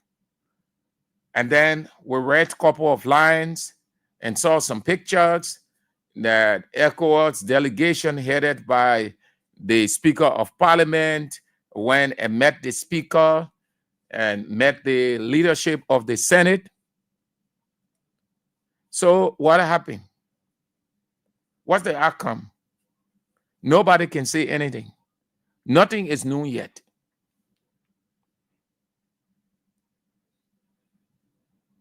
Why? Nothing. Nothing is new yet. Nothing. And I'm getting this information that the speaker Fonati Kofa, through his lawyers, I'm getting this information. They will file another writ of McDermott's tomorrow against the majority bloc at the Supreme Court. Yeah, I am told that they've just left his lawyers. They were in a closed door meeting with him, his legal team, and they resolved to file a writ of McDermott's on tomorrow, Thursday, at the Supreme Court. The Speaker bloc, Speaker Fonati Kofa, writ of McDermott's against the majority bloc. That's what I am being told. Okay. The speaker is the speaker. Yeah. We're in it. So ECOWAS now, why ECOWAS came? This is not a grave issue. This is not strong enough in terms of magnitude that ECOWAS will find it difficult. I think this is as easy as simple because everything is within the ambit of the law. One group outside of the law, the other group inside the law. So it is not easy, it is not difficult to mediate. It is not hard, not impossible to find a solution, a way forward. With ECOWAS agreeing to come in to broker, no, there is peace. There is peace. So, to inserting itself to make sure that the misunderstanding, the confusion, reconciliation takes place, because in this context, reconciliation may mean that you're not speaking to me, I'm not speaking to you, but that they go back to where they were. That's another aspect of reconciliation. When you mend fences or you put aside every other thing that had you people divided, you go back, you people have reconciled. So nothing is happening. Everybody in the country waited the whole of yesterday, nothing. The country went to bed hoping that this morning something was going to come up, nothing. Till now, we're hearing that the speaker and his legal team going to the Supreme Court on tomorrow. Now, if what was sent me, and I believe my source, because he is within following all of these discussions, not a single piece he was sent and you don't hear or see it, because he is on the French with them, meaning very close. Sometimes he's part of some of these conversations. So if he will send me as he's listening to the show that they have resolved again to go to the court tomorrow, then it means that ECOWAS did nothing yet. If the speaker, you're getting the logic? If ECOWAS made a breakthrough, then we'll not be talking about the speaker and his lawyers going to the Supreme Court on tomorrow. If they made a breakthrough. With the speaker going to court, it means ECOWAS did not make any impact. It was a waste of time.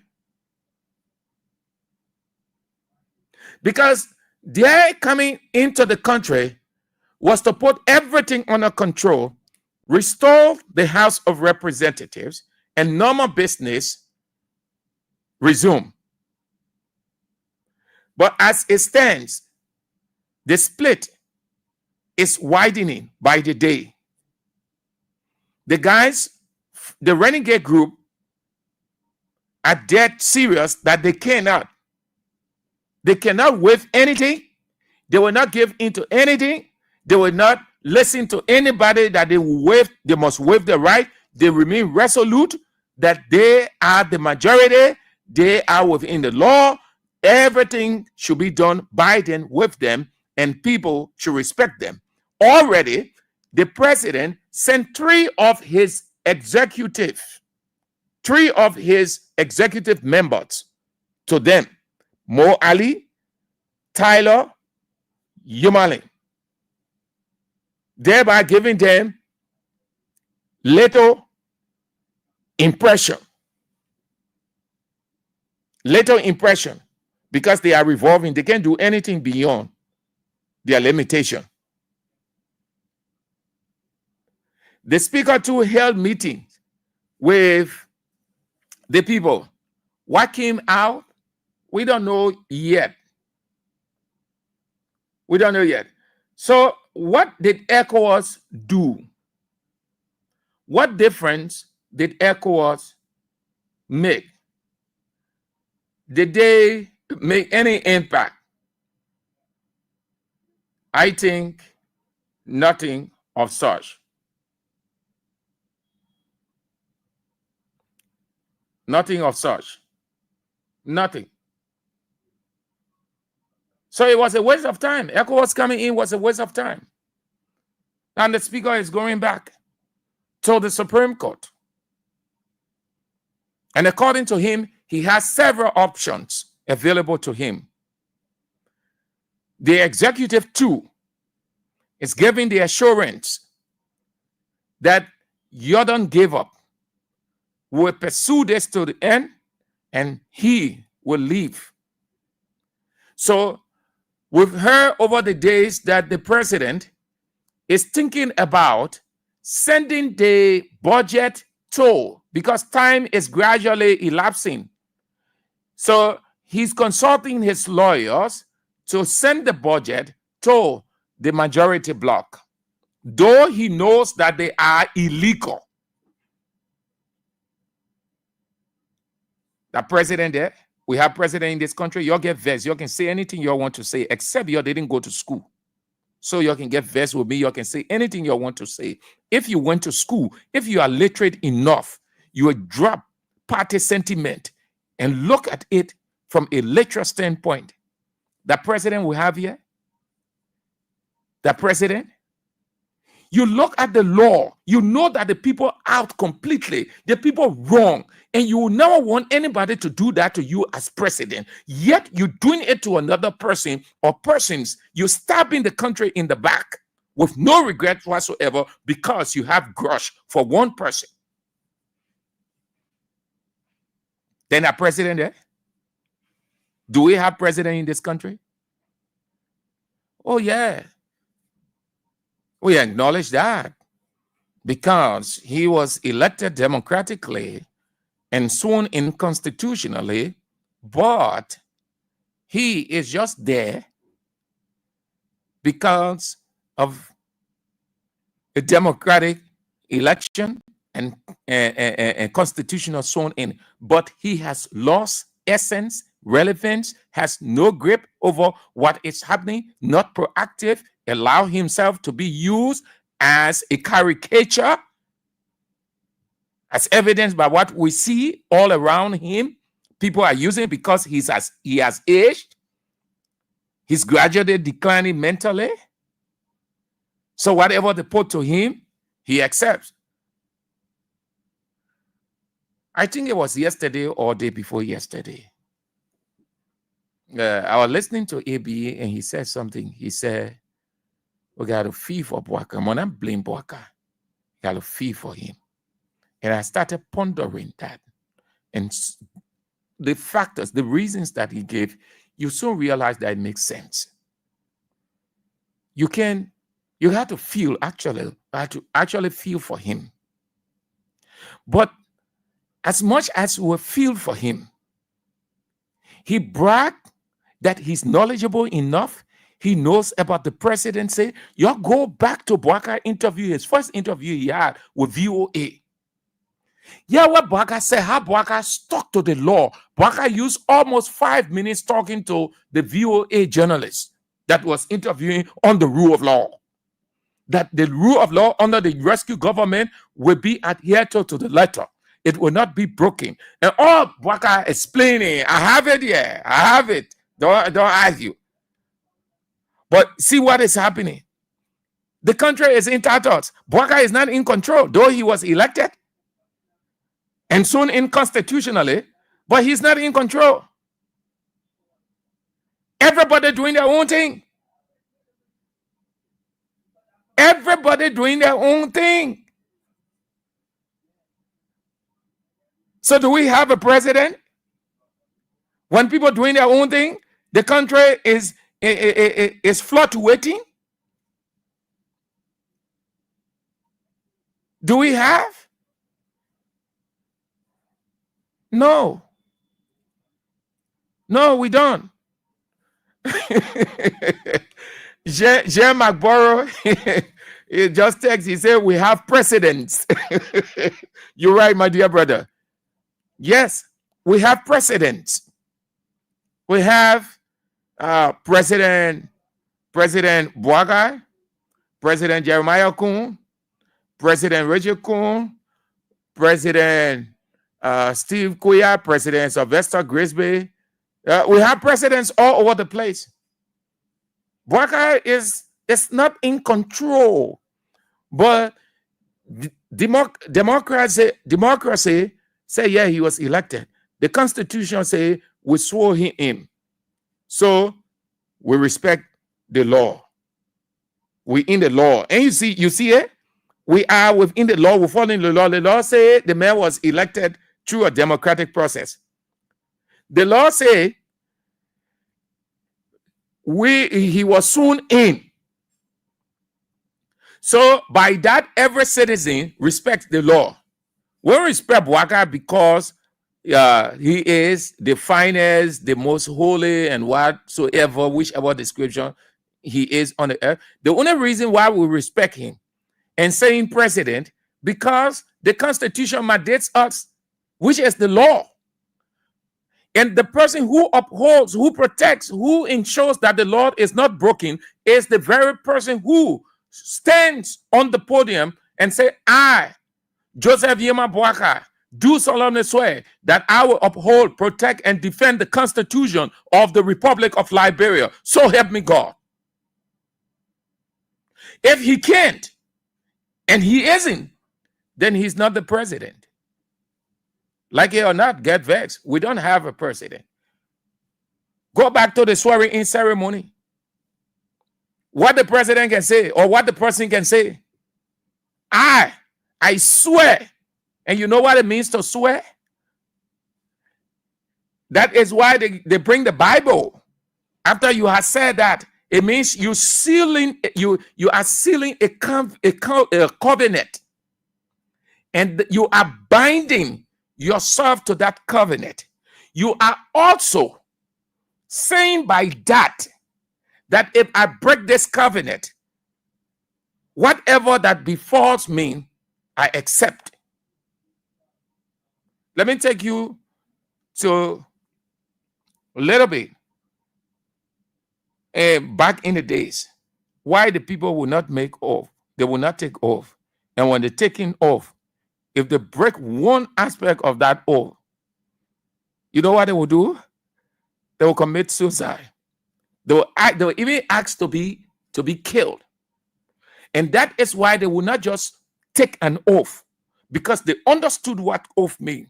So once that oath was taken, that person bind himself to everything in that decree. And if he breaks one of that law, you know why? When King Ahasuerus in Esther signed that decree, and he soon realized that it was not what he had wanted, but because according to the law, once you sign up to it, you can't break it. He had no option, no way to bring Vashti back. No way.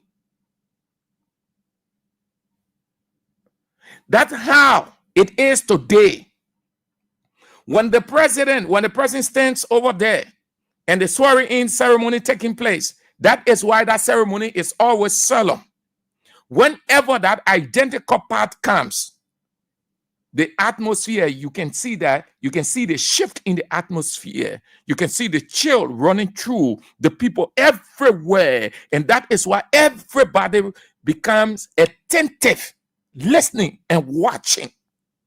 If you throw pin down, you will hear the sound of that pin. Because everybody wants to get the president's wordings. I, Joseph Yuma Bouaka, do solemnly swear that I will uphold, protect, and defend. They don't say the Unity Party rescue framework or constitution. No president takes the oath of office on party's constitution, but the Constitution of the Republic of Liberia. So I do solemnly swear that I will uphold, protect, and defend the Constitution of the Republic of Liberia. So help me God. meaning that they won't yet that vow I have made by this oath, I have entered a covenant and no turning back on it. But what do we see? Bouakai is not defending the Constitution. Bouakai discarded the Constitution. See where we are. The first time since God created the whole world and governance came into being, this is the first time in the history of the world and the first country that has this kind of dismal stuff. Unity Party, rescue. Everything about the rescue mission concerning a rule of law, damaged. What a shame. What a disgrace. They were condemning all over the place. You see why God said you should not condemn? So when your friend there, when your friend doing it, you think that, oh, not anything. That has some people, when the young are sitting behind the microphone, will tell you, oh, Latin is easy, man. Latin is easy. When they get there now, when the time kind of people put them behind the microphone, then you hear all kinds of things. You see all kinds of things. All the boys say, come on, move from here, man. You just there condemning. You think it's just easy to sit down here when you hear your friend and your team that play team. That just how Unity Party are looking.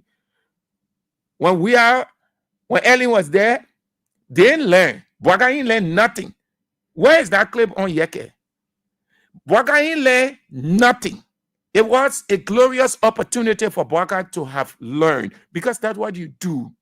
And you see right here, every day we learn from AB. We honor AB, that opportunity. That's how God set the word. As you are understudy, it means that you go by the instruction, you follow all of the rudiments. What is happening is that person is gradually developing you for the future, because you can never tell. You might have the opportunity in a leadership role, and now it will become your responsibility with nobody aiding you to demonstrate that. So Bouakai was an understudy to Ellen, but he didn't take advantage of it. And I want to believe that the reason why he didn't take advantage of it, because he was not even thinking about becoming president of Liberia. He felt relaxed. He was just being pushed, pressed, persuaded by Unity Party, certain group of people, because they wanted to come to power. So they used him as the face. They propped him up because Bouakai was sick. Bouakai was not in a good bill of health. Bouakai had given up. We know that for a fact, because people within his cycle made it clear. They say, oh, you can make it. That's why they started carrying him here and there. Started doing all kinds of things. Sometimes you go to a rally, Bouakai sleeping. I can remember when we just passed through because of the traffic jam. When we asked, they say, oh, the Unity Party people here. So because we no way to go, we got down, we say that's true. Then my man said, oh, but let's go down there. Let's listen to what the people got to say. Fortunately for us, it was just a few minutes for Bouakai to speak. And we're looking at Bouakai on the stage. He's sitting down, he crossed his leg, the hand trembling, that hand that he always holding, trembling. When they're announcing, he took the mark, his hand trembling, fighting to hold it with two hands. That now he's looking much better, because when you become president, you get a cover. You get everything under your control so you can look good. You see what happening? You see how he can dress now? They put in purple suit on him. Bouakai ever wore purple suit before? Purple suit all around, all the time around here. Or I know how many years. You always saw Bouakai wearing it, and he look good. You can see he looks sparkling, eh? That's what money can do. They put in purple suit on him now. We know, because he was suffering. He didn't have it. And no disrespect, in life, it can happen. Life is up and down. But what I'm simply saying, when you condemn and you vilify others as not having the requisite credential politically, not leading the country right, that the country in the Septuagint, as one of his diehard in Dillon said, and other people, when you come there now, then you can dig the Septuagint, you can put the country five feet more than what you think it was. Because there where we are right now, the country has gone 5 feet beyond where it was in the Septuagint. Everything in disarray, everything in tatters. The country is upside down. Everybody doing their own thing now. No government in place. Get vexed. Say what you want to say. But that's what we see happening. So what ECOWAS came for now? Nothing. You see why people were saying ECOWAS needed to stop? They just needed to sit in where they are and encourage the people. Because you can't do anything extra. You can't force the majority bloc to accept what they don't want to. They have a determined position. They're not willing to back down on it. Likewise, the speaker has a legitimate concern. The speaker is the speaker of the House of Representatives, and under no condition, if he wishes to, but I think he would not, give in to anything they want him to do. So what did they come for? What did they come for? Because nothing happening. 2 days running. We just saw the woman in parliament sitting, talking with the speaker people. Before then, she was at the leadership with the Senate. And let me inject this. The Senate, to explain a game in this thing, the Senate has taken side. You're listening to me carefully. Let me talk this, then we'll open the line and take calls and go. When did the Senate constitute a committee? Their mediation committee. Check the time. It's going to 2 weeks now since they constituted that committee. Have you heard anything? Have you heard anything of moving to say how to get the both parties involved, or to speak to the renegades and say, you people are wrong, you're out of the law? If you people think that you want to move the man, and truly, as I see you people, you go back to the normal procedure, secure the 49, and this man will get out. Did you see anything like that? Nothing is happening. What you hear is they will just get on radio station in the evening, talking about laws here and there. Are we ready for that thing? Everybody knows the law. Even the unborn child knows that the speaker is within the ambit of the law. Least to talk about the average people or average-minded people. So it is not about, oh, there's debate on this, there's debate on that. All that they're doing is just prolonging this whole thing. We're not looking for a lecture session about who is right or who can submit a budget to, or who cannot do this, who have majority. No. Everybody knows. The unborn child knows that the speaker is the speaker. He hasn't been removed. And when the majority bloc is convening, what did they say when it comes to him? They say the Speaker of the House of Representatives. They don't even refer to him as embattled speaker.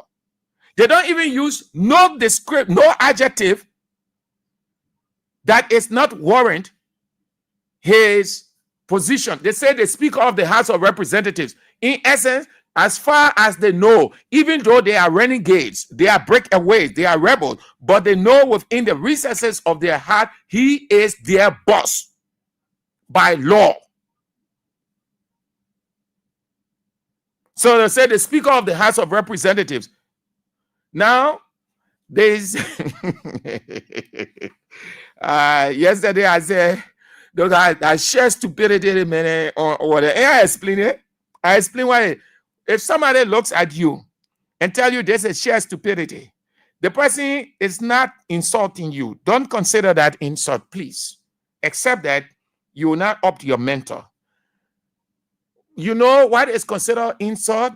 When you use those other words then that are not intellectuals. You know those words, which you won't expect me to use any yet. Those are the words they refer to as insult. But when they are using intellectual description, don't get vexed. The only reason that some of you want to use the word stupidity because of how it sounds, so you get anger immediately. But the person is intellectualizing. The person is just being descriptive or putting wisdom into you. Don't get vexed. Sheer stupidity simply means you are saying or doing something that is far from sense. So it means you're not reasoning right. you're doing the wrong thing and you feel it is right, but it is not right. You're acting like it is right, but it is not right. That's what they call sheer stupidity. In this case, the guys are exhibiting sheer stupidity. I explained some of the factors. They can't go anywhere with it. All that they're doing, they invited Mo Ali then yesterday. So all that explanations now, where you go, assume that Mo Ali then gave conflicting information and they found them guilty. What action can they take against those three officials of government? Assume that they found them guilty and they ordered that they be jailed for 2 days, that they be taken to Moravia Central Prison. You think Bwaga would say, yes, the people wrong, you go jail then? Bwaga will come and say, you don't have power. My ministers will go back. So they are just revolving. Look what they did yesterday. The deputy renegade speaker, Thomas Fala, on yesterday, in their catacomb, catacomb is an underground tunnel that can be used. It can be used for hiding. It can be used for discussion. If you don't want people to know where you are, it can be used for any gathering that you just don't want public attention on you, or you are being chased, you are being haunted, and you use it as a safe haven or a rescue place. That's what a catacomb is. So they sat in their catacomb, their chambers called, and they made fun of seven men. They made fun of 7 men. You see, she has stupidity. The guys made fun of 7. I think a lady is a mother. Okay, you are one married. The guy made fun out of 7 men and women. 7. They said that these people have the right to investigate the Speaker of the House of Representatives against allegations that their responsibility to investigate the allegations against Speaker Kofa. So he said the committee here now will request Speaker Kofa in their setting. Speaker Kofa will leave a minority block and go to their so-called majority block and take the witness stand they're investigating. You see, sheer stupidity. You use that word. Don't be afraid. It's an intellectual description. Go, you will see it. Look up the word. They will tell you that an expression used to describe something that a person feels that it is right or what he's doing, when in reality it is not. It is the same as the expression called paradox. Sheer stupidity. So these are the men. You're listening. These are the guys they put together as the committee to investigate Speaker Kofa. Michael Thomas, Marie Johnson, Ernest Mensier, Augustine Taylor, Mana Bishop Johnson, Sempi Fala, Clarence Banks. And they said they are to report back to plenary in 1 week. And while the investigation is ongoing, the Speaker of Fonati Kofa should recuse himself. That's what they said. The Speaker should recuse himself. That's what they decided on yesterday. I think you're getting the expression as sheer stupidity.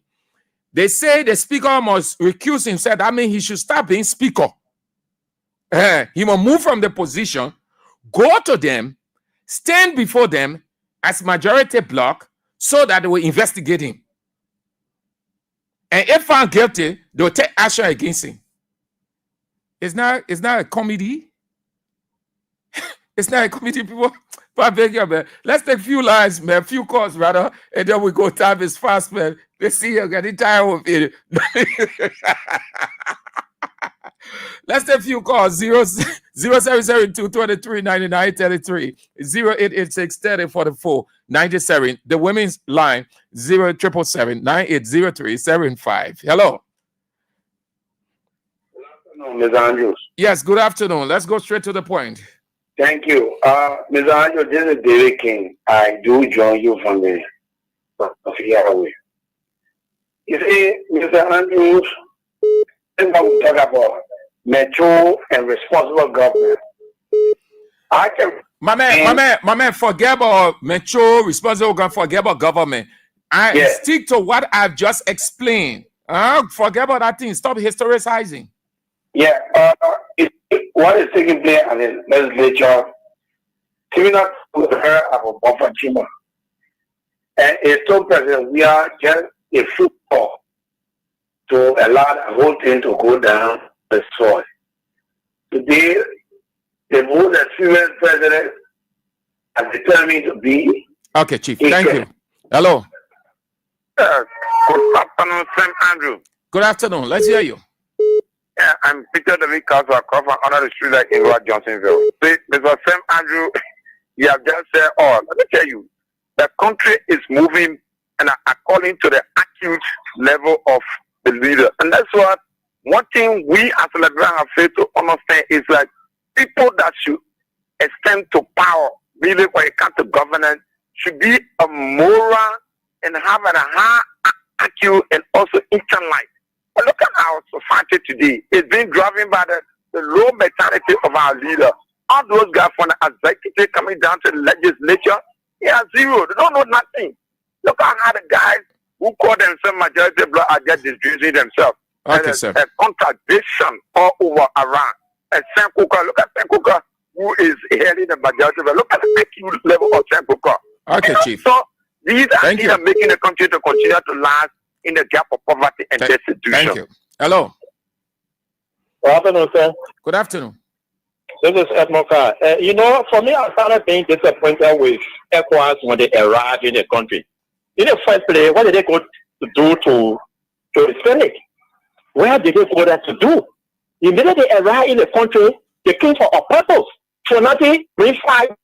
When they get through, your leader will find there, lot of stuff.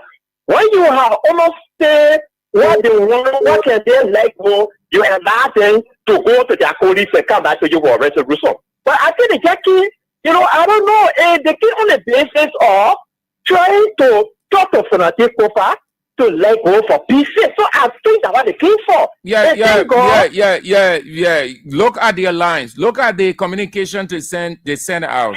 They started talking about the country has suffered years of war. ECOWAS have made so much investment, as well as the United Nations, and the country is this, that. All they start saying all those things that how they can start so that the people will get afraid. I mean, you agree with brother. That's why we disagree with our aspect of even shit that you don't want to meet with them. I don't know. What? No, man, I don't understand it, man. So, as to conclude that Fonati is listening to us. Yeah, Fonati going to court tomorrow. He's going back to the Supreme Court tomorrow. That's the right thing. We will support him for that. Let the law be the law. Thank you. That's it. Hello. Yeah, Sam Andrew, thank you. Good evening.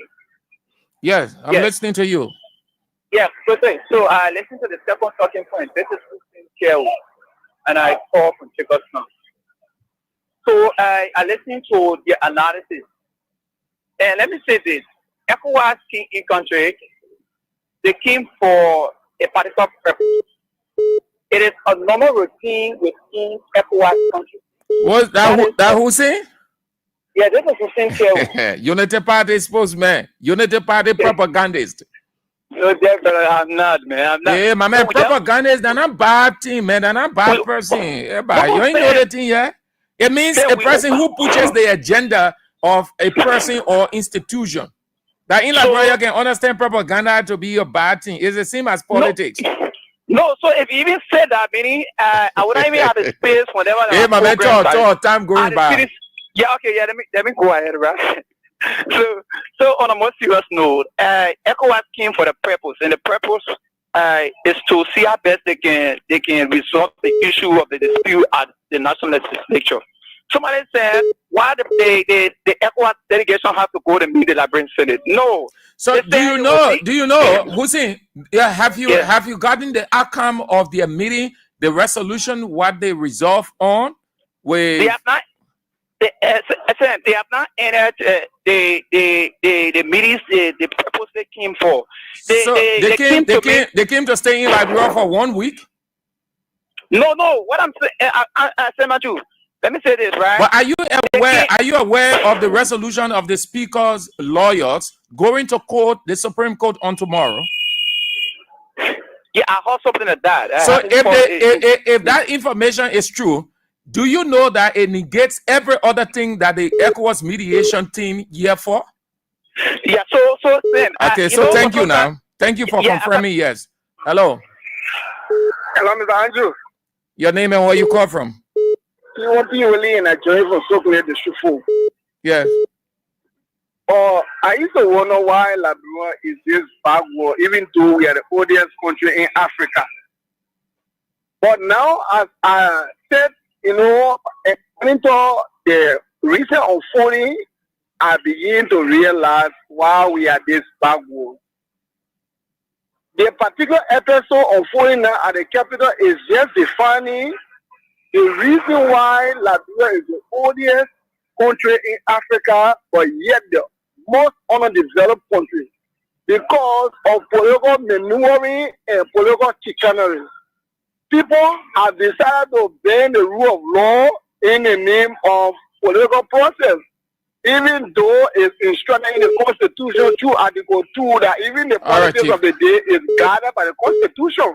Okay. But today, when you listen to the guys there, they are saying, oh, this is a political process, it is not a legal process.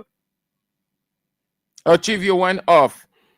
All right. So just so you know, I talked about it earlier. The Ministry of Public Works just released official statement to that effect, saying that they have commenced consultation with different stakeholders, including the Liberia National Police, as part of efforts to improve the condition of major roads within Monrovia and its environs.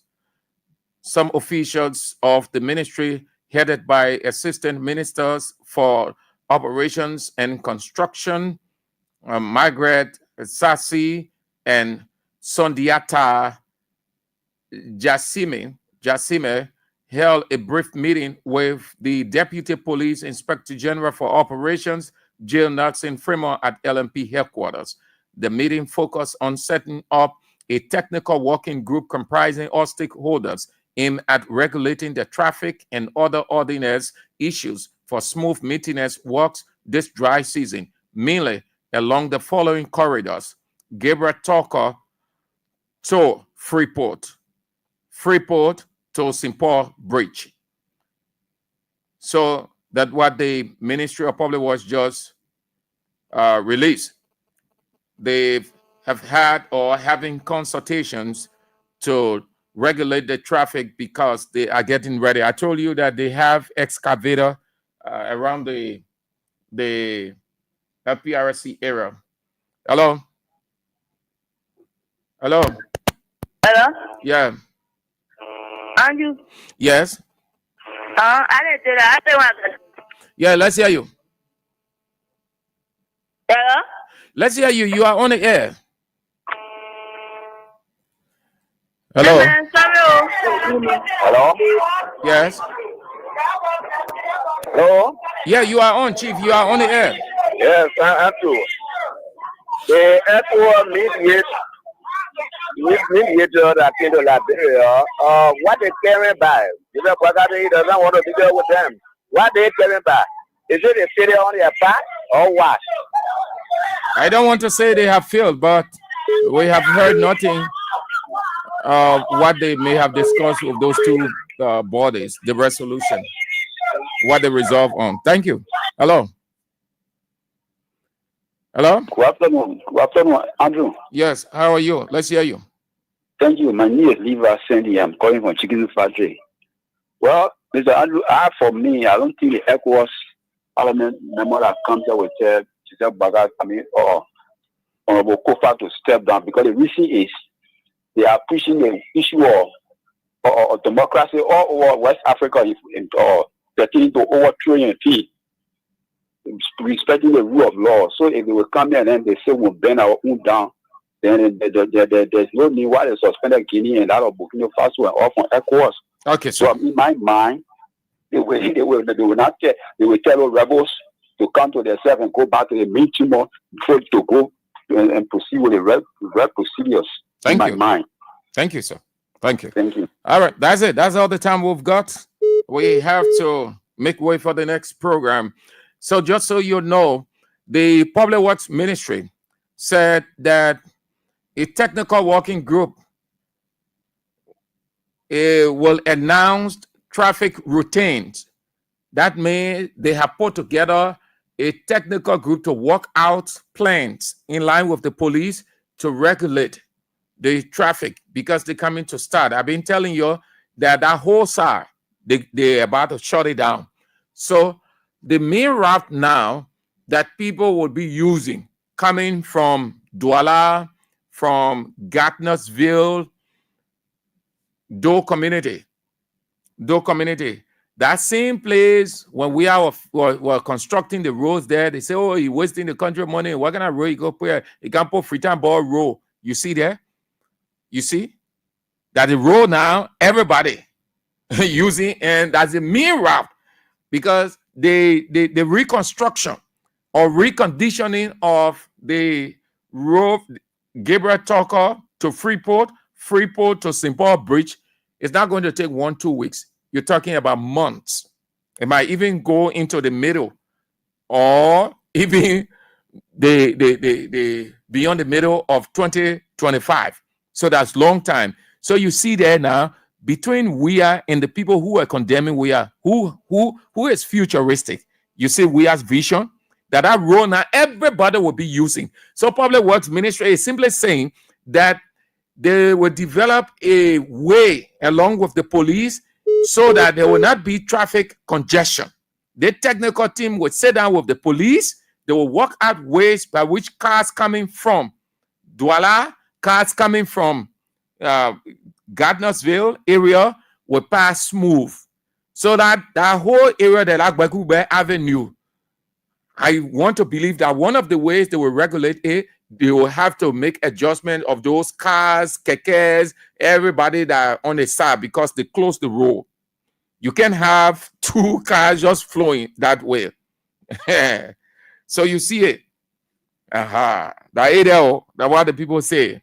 Okay, we have to go. Time is of the essence. Thank you ever so much.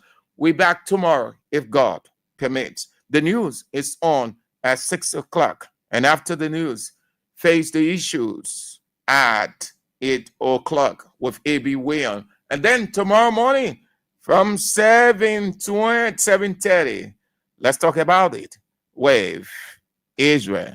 But we are seeing. My name is Sam Andrews. Shalom.